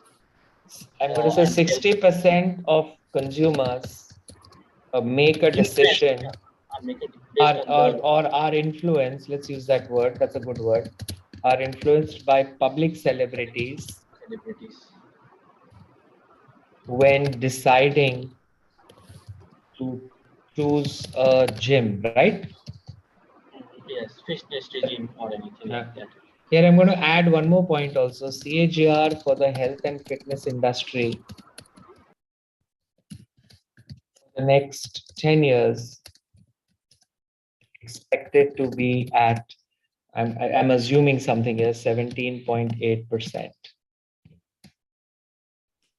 Hi, Professor. This is Vivek from Group 1. And one shift in the culture of industries is like many millennials these days are getting high paid jobs because of the intelligence and awareness in the market. So they are just, there's a generational gap. As you can see, many millennials are coming at high post jobs. So with these high post jobs, stress is also increasing because they're not that mature in the market. So they are more talking about this mental stress because they are not so mature to tackle these situations. And these millennials are in good with other millennials who are not at this top position. They're able to connect with them. So many of these, so this creates an aura for this. So what should I say, my friend? Millennials prone to high stress because of high paying jobs. due to high stress due to work, work pressures. Yeah. Need to focus or are focusing on health and fitness. Okay, that's a social cultural, fantastic. And now let's move on to our next part. Health club has become a status symbol. Wow, is it still? Okay, I thought based on, if it is, then yes, we can put that part also, that it is a status symbol backed up with data, that is X percentage of people look at us, and I think that can be put in here.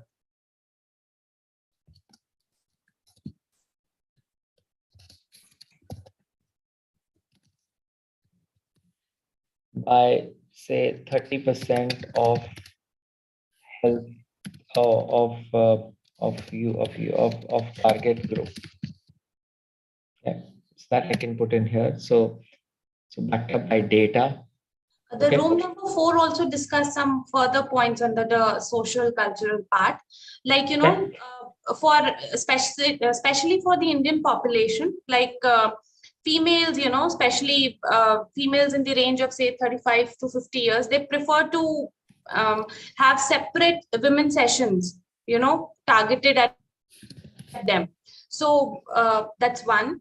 Then we also discussed that, keeping in mind that, more people have jobs today in India, or, even businesses are working from say 8 a.m. to 8. Programs should be designed or trainers should be available depending on the free time what people have to, Okay, again, they should be available or they are available. What are you saying? Because should is a strategy and are is a scan of the market. So where they are available, I should say. So some people, a scan should be done to understand if people are available more in the morning or in the evening. No, you're doing a survey. So I don't want to do, we are already doing a scan. So I want the output now. Are you saying they are available or are you saying we are not sure? We can assume something. We can say like based on the availability of the people, time slots has to be designed accordingly. Personal trainers on the rise to suit target users schedule.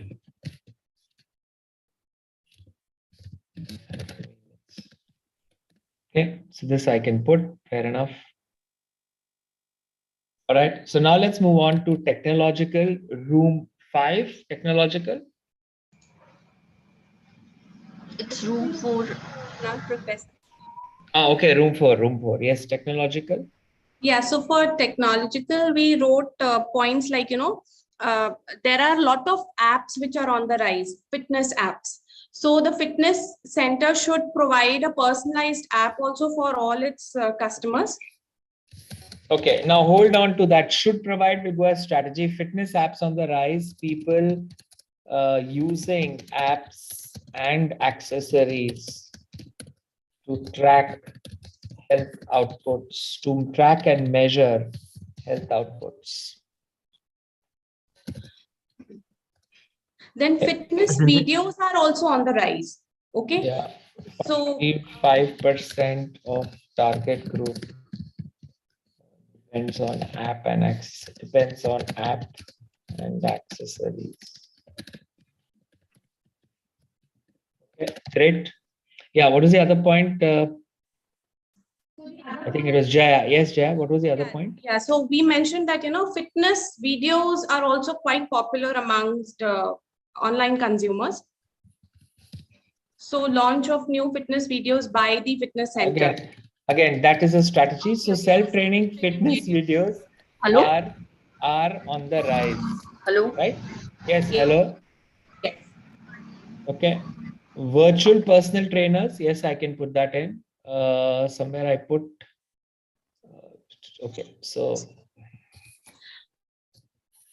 tie-ups with fitness brands are also on the rise. Right.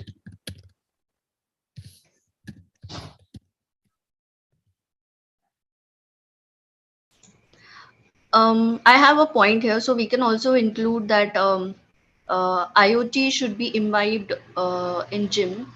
somewhere IoT devices can be used by the fitness trainers. They should imply others also to use them, so That is a strategy, can be- Kajal. That is a strategy, Kajal. We are scanning the environment. So are they using it right now in the environment or no? Right.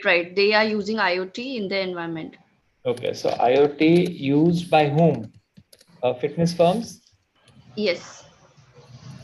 In the what? In the I have not thought through. I'm just thinking. So IoT wearable devices can be used by people who have joined the gyms.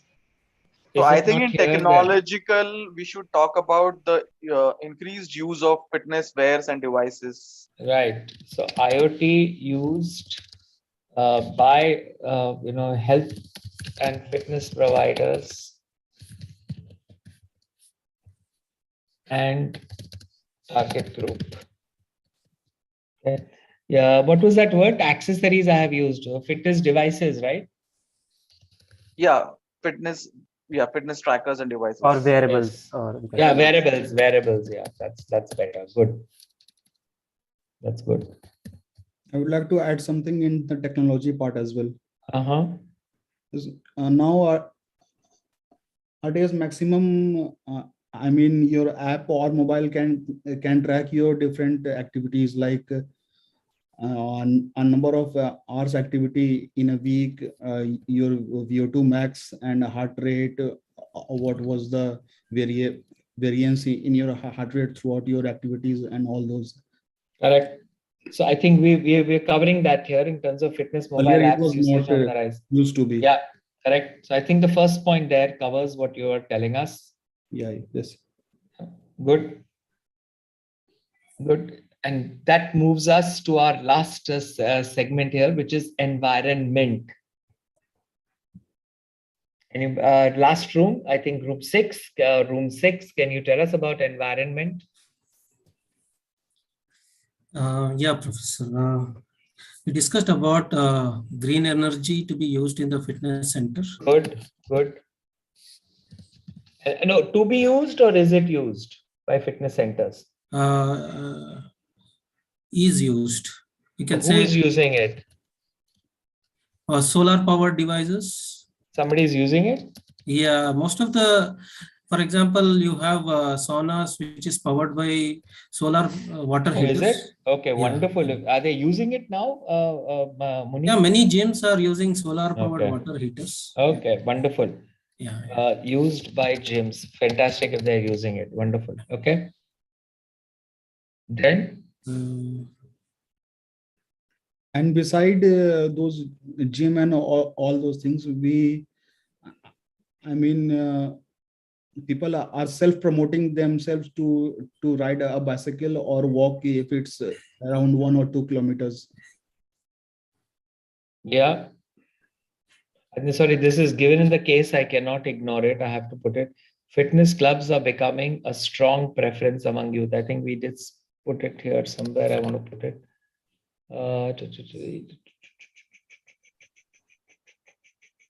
Yeah, I'll put it here only. Good.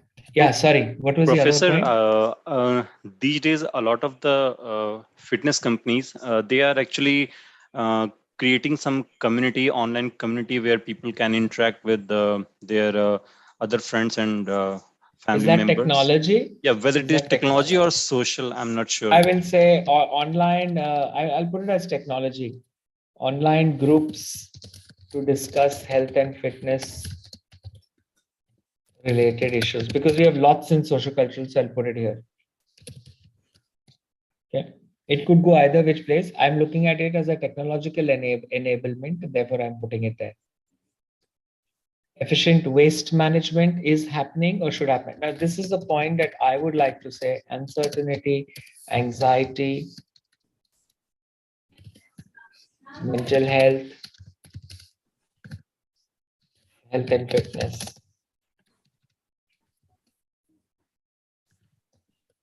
So the entire uncertain environment around us can be correlated to mental health and fitness, creating a lot of anxiety. we see a lot of suicides now across the globe, including in markets amongst early freshman college goers. And that is only because they're not able to cope up with uncertainty and stress. Okay. Professor, I have one point. I don't know if we can add it here. Can we add open gym here in environment? What about open gym? Open gym, it's as like an open? gym. No, yeah, open gym means that we have equipments in open park, like in Is any it garden. happening? Yeah, Is it it is happening. happening? Yeah, It is happening. yeah, near my location, it is happening. Offered open gym Open offered gym, yeah, in parks or in gardens. in parks and gardens. Yeah. Okay. All right. Good. Wow. That So the we equipment and had everything is done in parks. Yeah. Yes, yeah. yes. It is like easily available for everyone. Okay. And wonder what will happen during monsoons or during the summer season. They use it at night, like in Yeah, summers but they use it During in evening evenings. walks. Yeah, Yeah. evenings or early mornings. Yeah, but what if there is rains and showers and thunderstorms? Then that day will be gym holiday. So one of the Professor, points in actually, I'm room in 2. Rajasthan, so Okay. the rain, the rain is Rest day, not Professor. that much. That would be rest day. Yeah, that would be rest day. Right, Correct. right. Absolutely. Absolutely. You can wear a raincoat for that. Yeah, with a helmet. Yeah. Yeah, that is your strategy. Yes. Okay, good. Any other points? Now, during the pandemic, there are a lot of fitness regimes which have developed where there was no use of any other equipment. So, development of fitness regimes without using equipments. Like calisthenics, for an example. Yeah, or using your Self-made home exercise. walls or using sofas or chairs to do exercises. Self-made exercise. Stay at home outcomes. The other point that I would like to add, Professor, was during the pandemic, due to the restrictions, a lot of gyms turned off their ACs. Yes. And opened windows that resulted in lesser carbon footprint from an environmental perspective.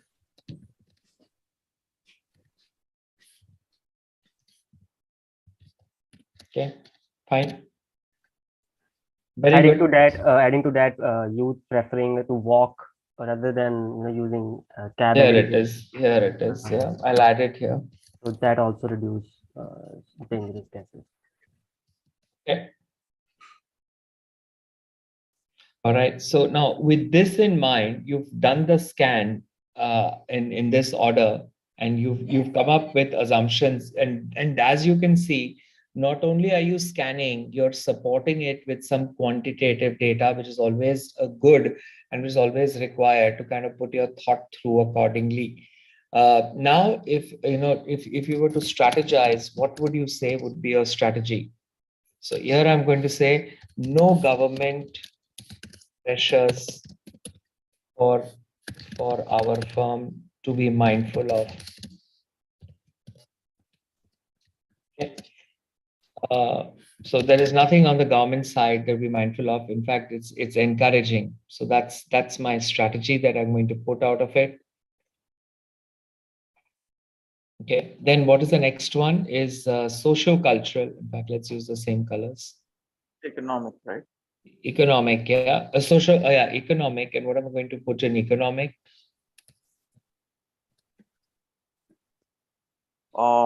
Competitive discounts and offers and loyalty programs.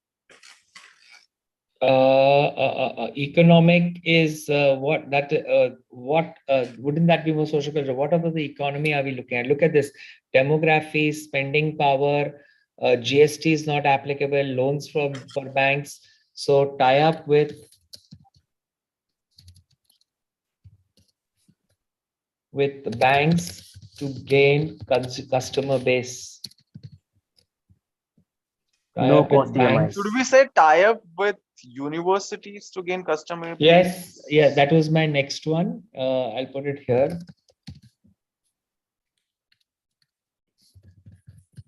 Even I would say workplace. Yeah, offices and corporates, yes. Yes, to gain consumer base or customer base.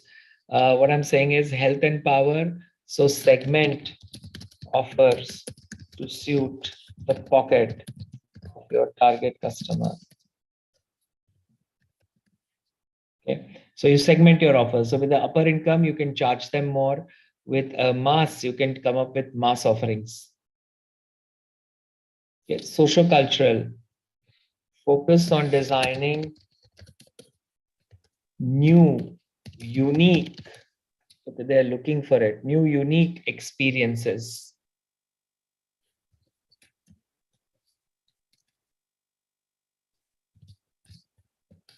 Here we can say launch or introduce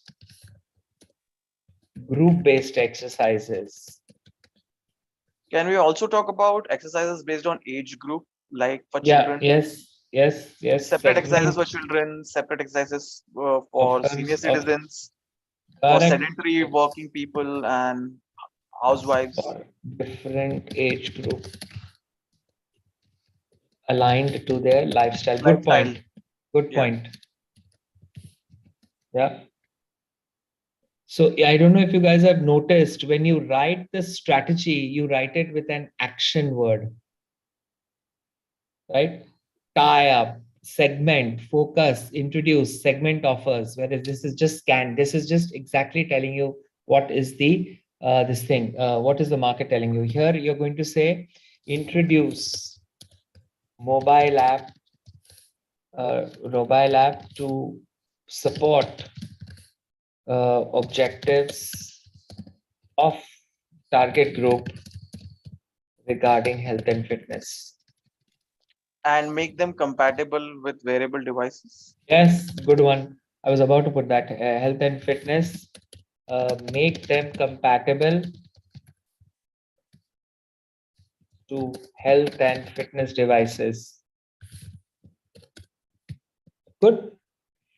Very good. Any others?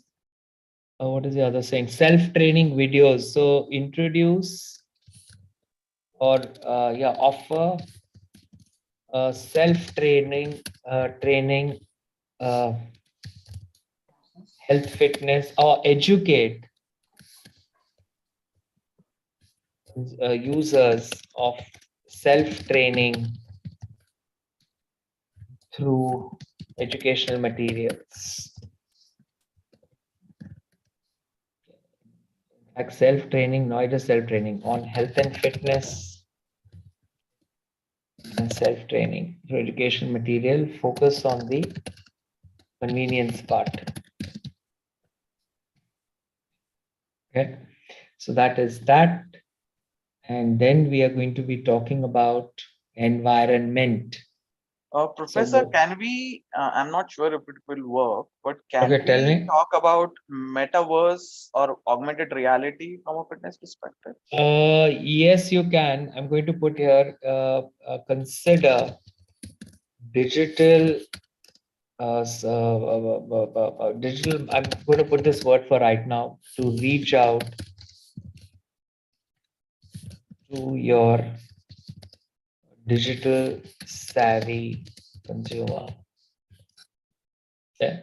Now I consider be present through digital marketing, whatever that is, for a better word. And I think this is good for right now. So that is that. And then my next last point is the environment. Environment, I'm going to say sustainable, adopt sustainable green practices to create a differentiation, right? To create a competitive advantage. Let's put it at that.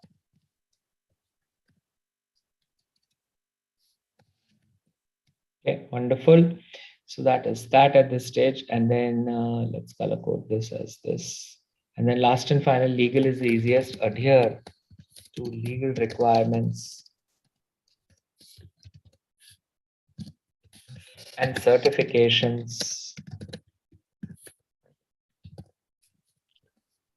to build integrity and trust with the target group. and stakeholders. Under environmental, can we talk about using recycled materials for developing fitness equipment? Definitely we can. And what's your point? Use recycle material or to to manufacture to offer fitness equipment. No, use fitness equipments. They may not manufacture equipment that is made out of recycled materials, recycled and sustain and whatever recycled material. Okay, impact on costs to be an advantage. Cost can be let's put it as cost can be an advantage. Can we add like a consumption of food which is organically grown, less of pesticides and all? Consumption of food. What food? Organic food, like for the health conscious, we have many other fruits, which is very important for a diet plan and other things. Organic food for the health conscious target group. Okay. Another point that I was thinking of, Professor, was using less of electrical equipments. Like a lot of gyms today have air bikes, which does not use electricity. Similarly, there are a lot of gyms today that have rowing machines that use water and mechanical components, which doesn't rely on electricity. So that less or introduce. Yeah, well, can you say the word one more time, my friend? Introduce what?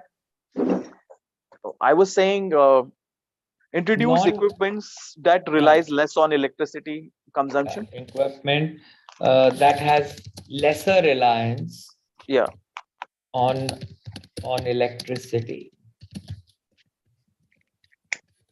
So, Professor, to add into Apekshit point, this we also discussed in group 4 that if we can create the energies which are generated by the equipments in the fitness center, and if we can utilize that energy to create the electricity and then feed back to some of the other equipments which need electricity. So this way it will be environment friendly. Would it be an outcome of the first one, or would it be a separate point? First one in the sense the earlier one, introduce equipment. It should be a separate one because that way all the machine output energy should be going somewhere, and then from there it should be converted to electricity. Yeah. So what are we going to tell? Now they are a fitness company. So what are they supposed to do? So what basically, and that's a very good idea actually. So when we do exercises, right?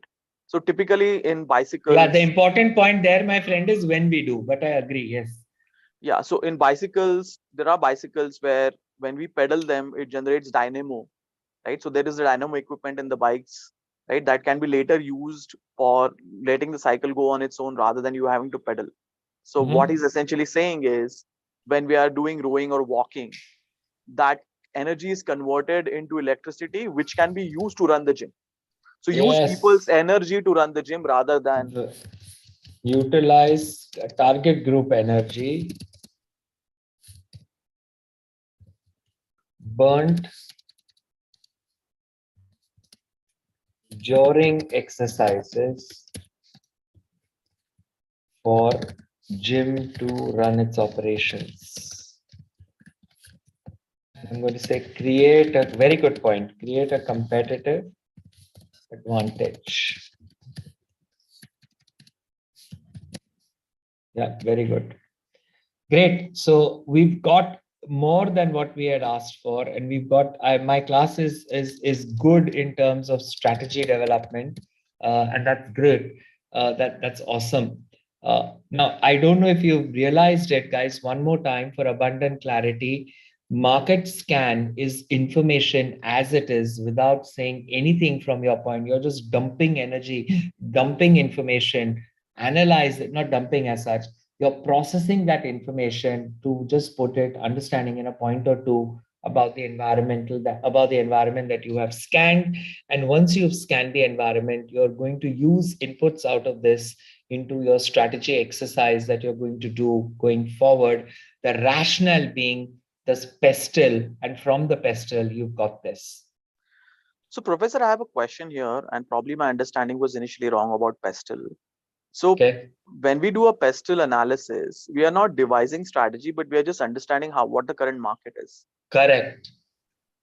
And most people get frustrated because while they're doing the pestle, they're also developing the strategy, and then they both fumble in both of them.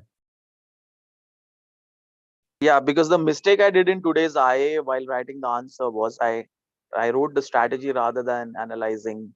Okay. The Yeah. So I'm environment. As long as you understand it, I think I think that is the right progress to do.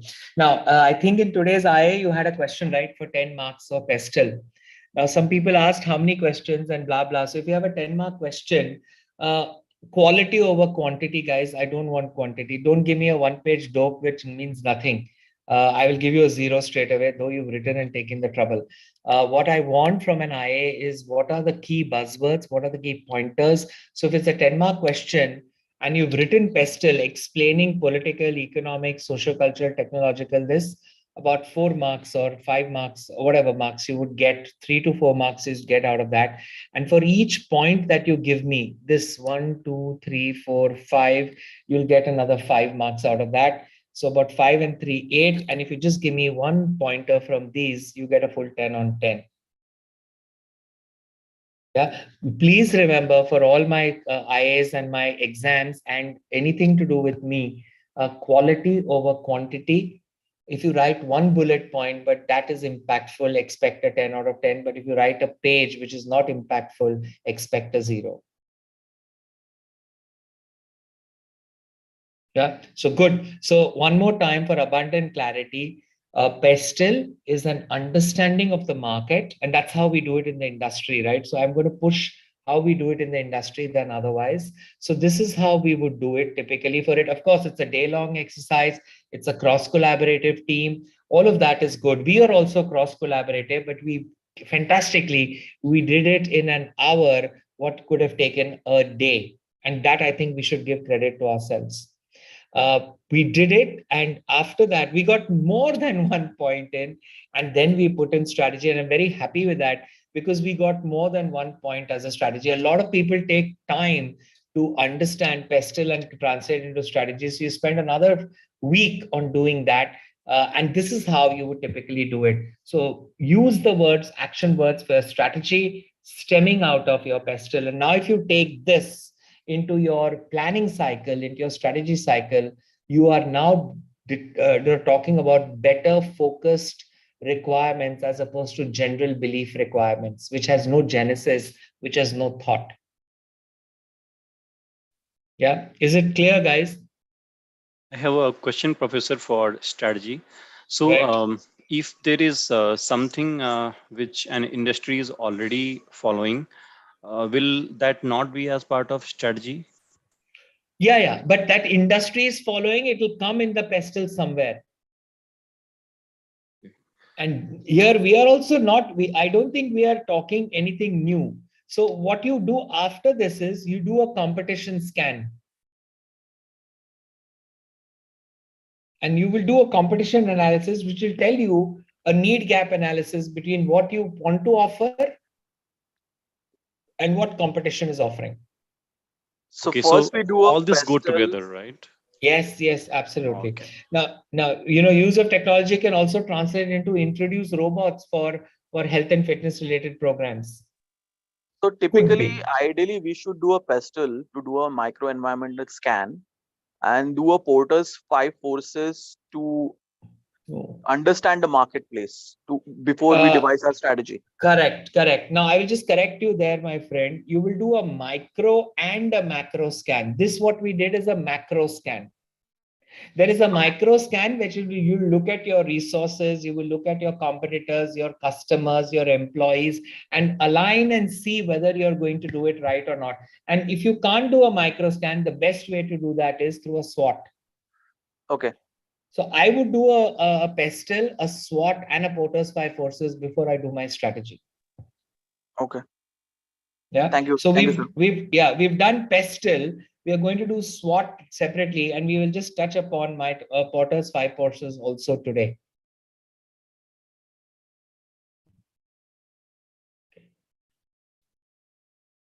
Yeah, Pranjay, I think the comment is that the feedback form is not working. Can you please help out?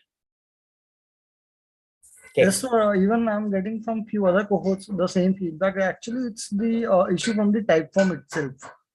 We are working on the same. So Okay. we'll update you in like 5 to 6 minutes. Yeah. Okay, perfect. Yeah. Yeah. Yeah. Thank you. So I hope it was the exercise. Besides investing 1 hour, I hope we appreciate the nuances and how do we effectively do a SWOT and not a SWOT, sorry, a pestle, and what are the implications of that pestle into business strategy, into business planning. Clear?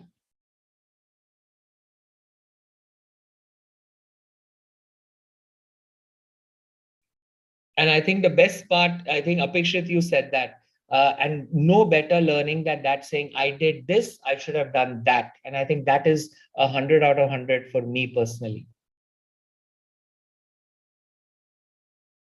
Very good. So yes, the IS is one side of the story, but the learning from the industry perspective is far more important because all of you are industry professionals. So I think on that front, keeping that objective in mind, is it clear about pestle and the outputs of pestle?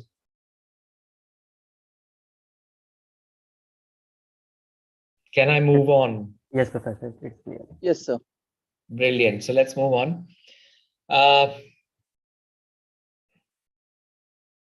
So as we move on with this exercise, there is another one that we talks about Porter's generic. Now, Porter's generic strategies, overall cost leadership, for example, Airbnb always has cost leadership. Differentiation, for example, low cost carriers differentiate themselves not only on the cost, but on the experience as well. Focus, and I want to focus on something. I only focus on a niche of the market and not mass market. And that is also a strategy that I could be following. We have Porter's 5 forces, quite powerful, that helps you understand what is happening with the industry. Now, as you know, as your individual thoughts, so for you have 5 different aspects that you will consider on the Porter's 5 forces. Threat of new entrants. How, you always, the outcome of this is high, medium, or low. So is your threat of new entrants high, medium, or low, which means can people enter the market or not, easily or not? And that becomes important to determine. What is the power of suppliers? How much of the suppliers, how much of the market do the suppliers control otherwise? What is the bargaining power of the customers? Do they have a say in demand, or do they have a say in not demand? What is it that we are going to be talking about here? Threat of substitutes. Now, threat of substitutes, not direct, but indirect as well. What are these substituted as? And obviously competition, not direct, indirect as well. So while we understand these boxes, what we need to come out is have pointers there. And then the strategic outcome there is, I would say, threat of new entrants, high. Power of suppliers, low. Bargaining power, medium. And I would give my pointers, 1 or 2 bullet points, scanning the market from a stakeholder point of view. And that's where Porter's 5 forces becomes very useful. Now, if you already have a very good understanding of your stakeholder, it is not necessary to do Porter's 5 forces annually, but it is an absolute necessity to do a pestle annually. So between the two, every organization does a pestle. Half the organizations do only Porters and half the organizations do both Porters and pestle. None of the organizations can only do Porters. You have to do it alongside pestle. Yeah. Any questions, people?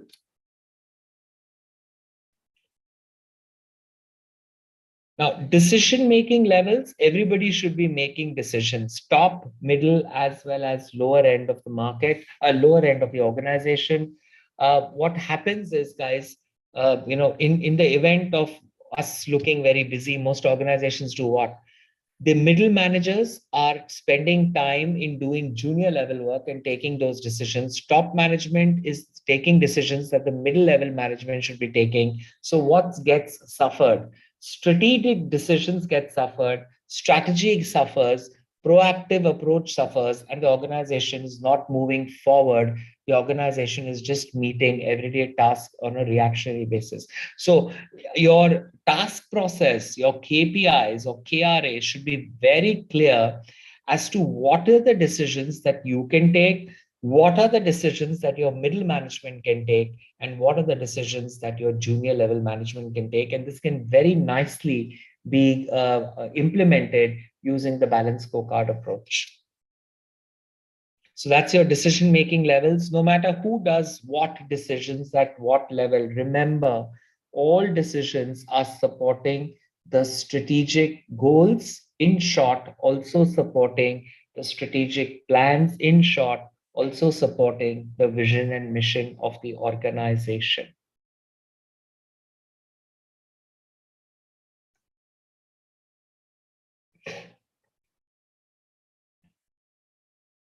So you have different kinds of decisions. All of these decisions are becoming important. First, we used to say you make strategic decisions only annually, but you make them every now and then as well, which is 3 times, 4 times in a month as well. Tactical decision, you need to make that even though it's operational. Post the pandemic finishing, do you want to keep your branch open or not, at what times, and things of that kind. So in my opinion now, I would say whether it's a strategic, tactical, or a day-to-day operational decision, it has to be taken. You cannot ignore it. Because it is non-strategic, let's not take it. Or because it is non-strategic, let us not put in our effort the way we would want to be. We would be wanting to talk about it. Have you heard of the word benchmarking, guys?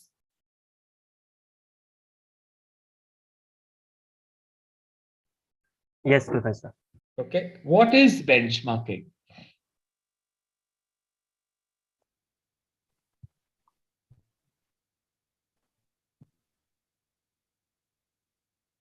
So we can say Six Sigma is a benchmark, or ISO standards are benchmark against which you can compare your organization, and then you can have objectives and a vision and mission to attain a certain level in future.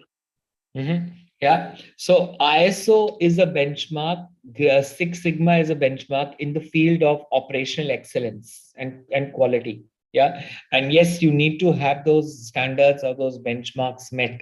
So benchmarking is nothing else but basically trying to compare yourself to some kind of a norm or some kind of an industry standard. Customer satisfaction, you can compare yourselves to the American Customer Satisfaction Index, or to the Indian customer satisfaction scores that you would have got, or to your own scores that you would have got in the past. ISO standards that you rightly mentioned, green, or the so-called corporate social responsibility standards that are there globally. So So either you compare yourself to yourself in the past, or you compare yourself to competition, or you compare yourself to global leaders, but there has to be some comparisons, and those are called as benchmarks for you to excel, for you to be a forward-looking organization. If you're not doing benchmarks, it's not going to help out in terms of what or how it should be progressively looking at an organization to move forward. And if somebody else is doing it better, instead of any ego clashes, you should accept. So what I also encourage is, in the organization, departments, service departments that are doing good can come and make a presentation to the low performing units about what they are doing, how they are doing it better, so that the low performing units can quickly learn from them rather than going into a trial and error mode. Okay. So obviously benchmarking helps, and this is not a one-time activity or a one month activity. It is a continuous activity. Organizations excel if they invest in acknowledging a problem, and secondly, if they invest in continuous improvement or continuous development. So in fact, some organizations, its core values or core purpose is to enhance or improve on a continuous basis, and that's awesome. Different benchmarking, as we said, you can functionally talk about it. How are the organizations structured in your organization versus competition or other organizations? Are support functions following a matrix structure or a direct structure? Competitive benchmarking we normally do in terms of product and service offerings. What are the gaps and how can we bridge them? Internal benchmarking, one unit versus the other units, and you foster growth or you foster competition by recognizing the best service and the worst service department. Strategic benchmarking talks about strategic action and organizational change. So these are the benefits of benchmarking. The most important benefit is forward-looking, progressive, and keeping in line with the market and incorporating those good practices within the organization, obviously to benefit the most important stakeholder, and that is the customer. So today's session, we have 3 areas that I want you to take away with you. Pestle, you draw the pestle, scan the market, and then from there, you develop a strategy. Porter's 5 forces, scan the environment with regards to stakeholder mapping, and then your strategy there should be classify each of the 5 forces having an impact onto your organization in terms of high, medium, or low. And last and final, if not started, commence benchmarking. So you should be able to conduct benchmarking activities on a continuous basis to determine the gaps and obviously bridge those gaps. Yeah, and that basically brings us to our end of day 2. Any questions?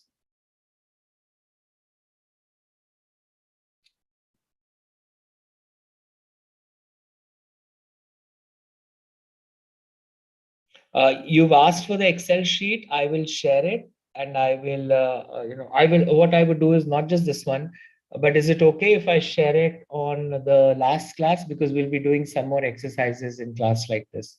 Or if you want it today, then I will share this one today. What would you prefer, all in one or as we do?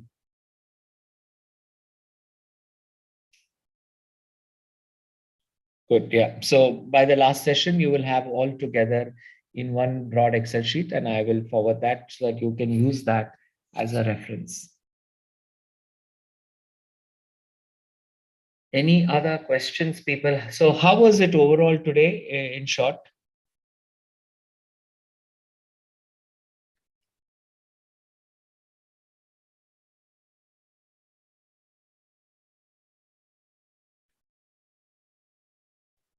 It was good, Professor. Learned a lot about pestle especially. Mm-hmm. Good.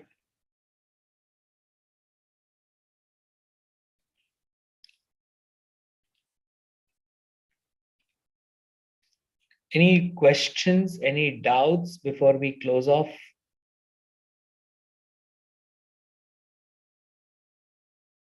Okay, so last class we spoke about strategy, and we spoke about the balanced scorecard framework, which I want you to take away from you, with you, not from you, take away with you from the class. And then I want you to look at this thing that we talk about, which is pestle, and then we look and talk about Porter's 5 forces and also benchmarking. So about 4 broad frameworks, and of course smart objectives.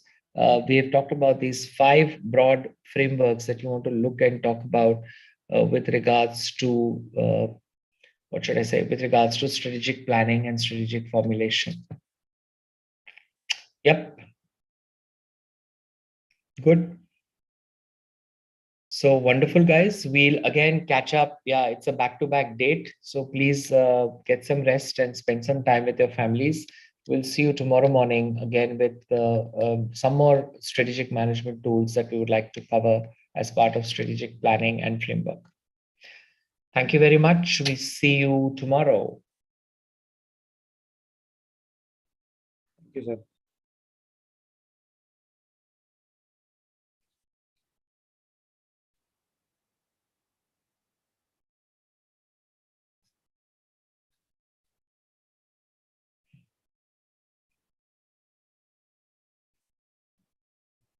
Thank you.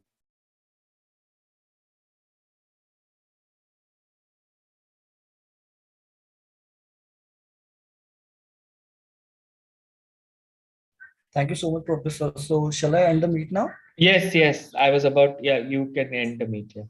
Sure. Thank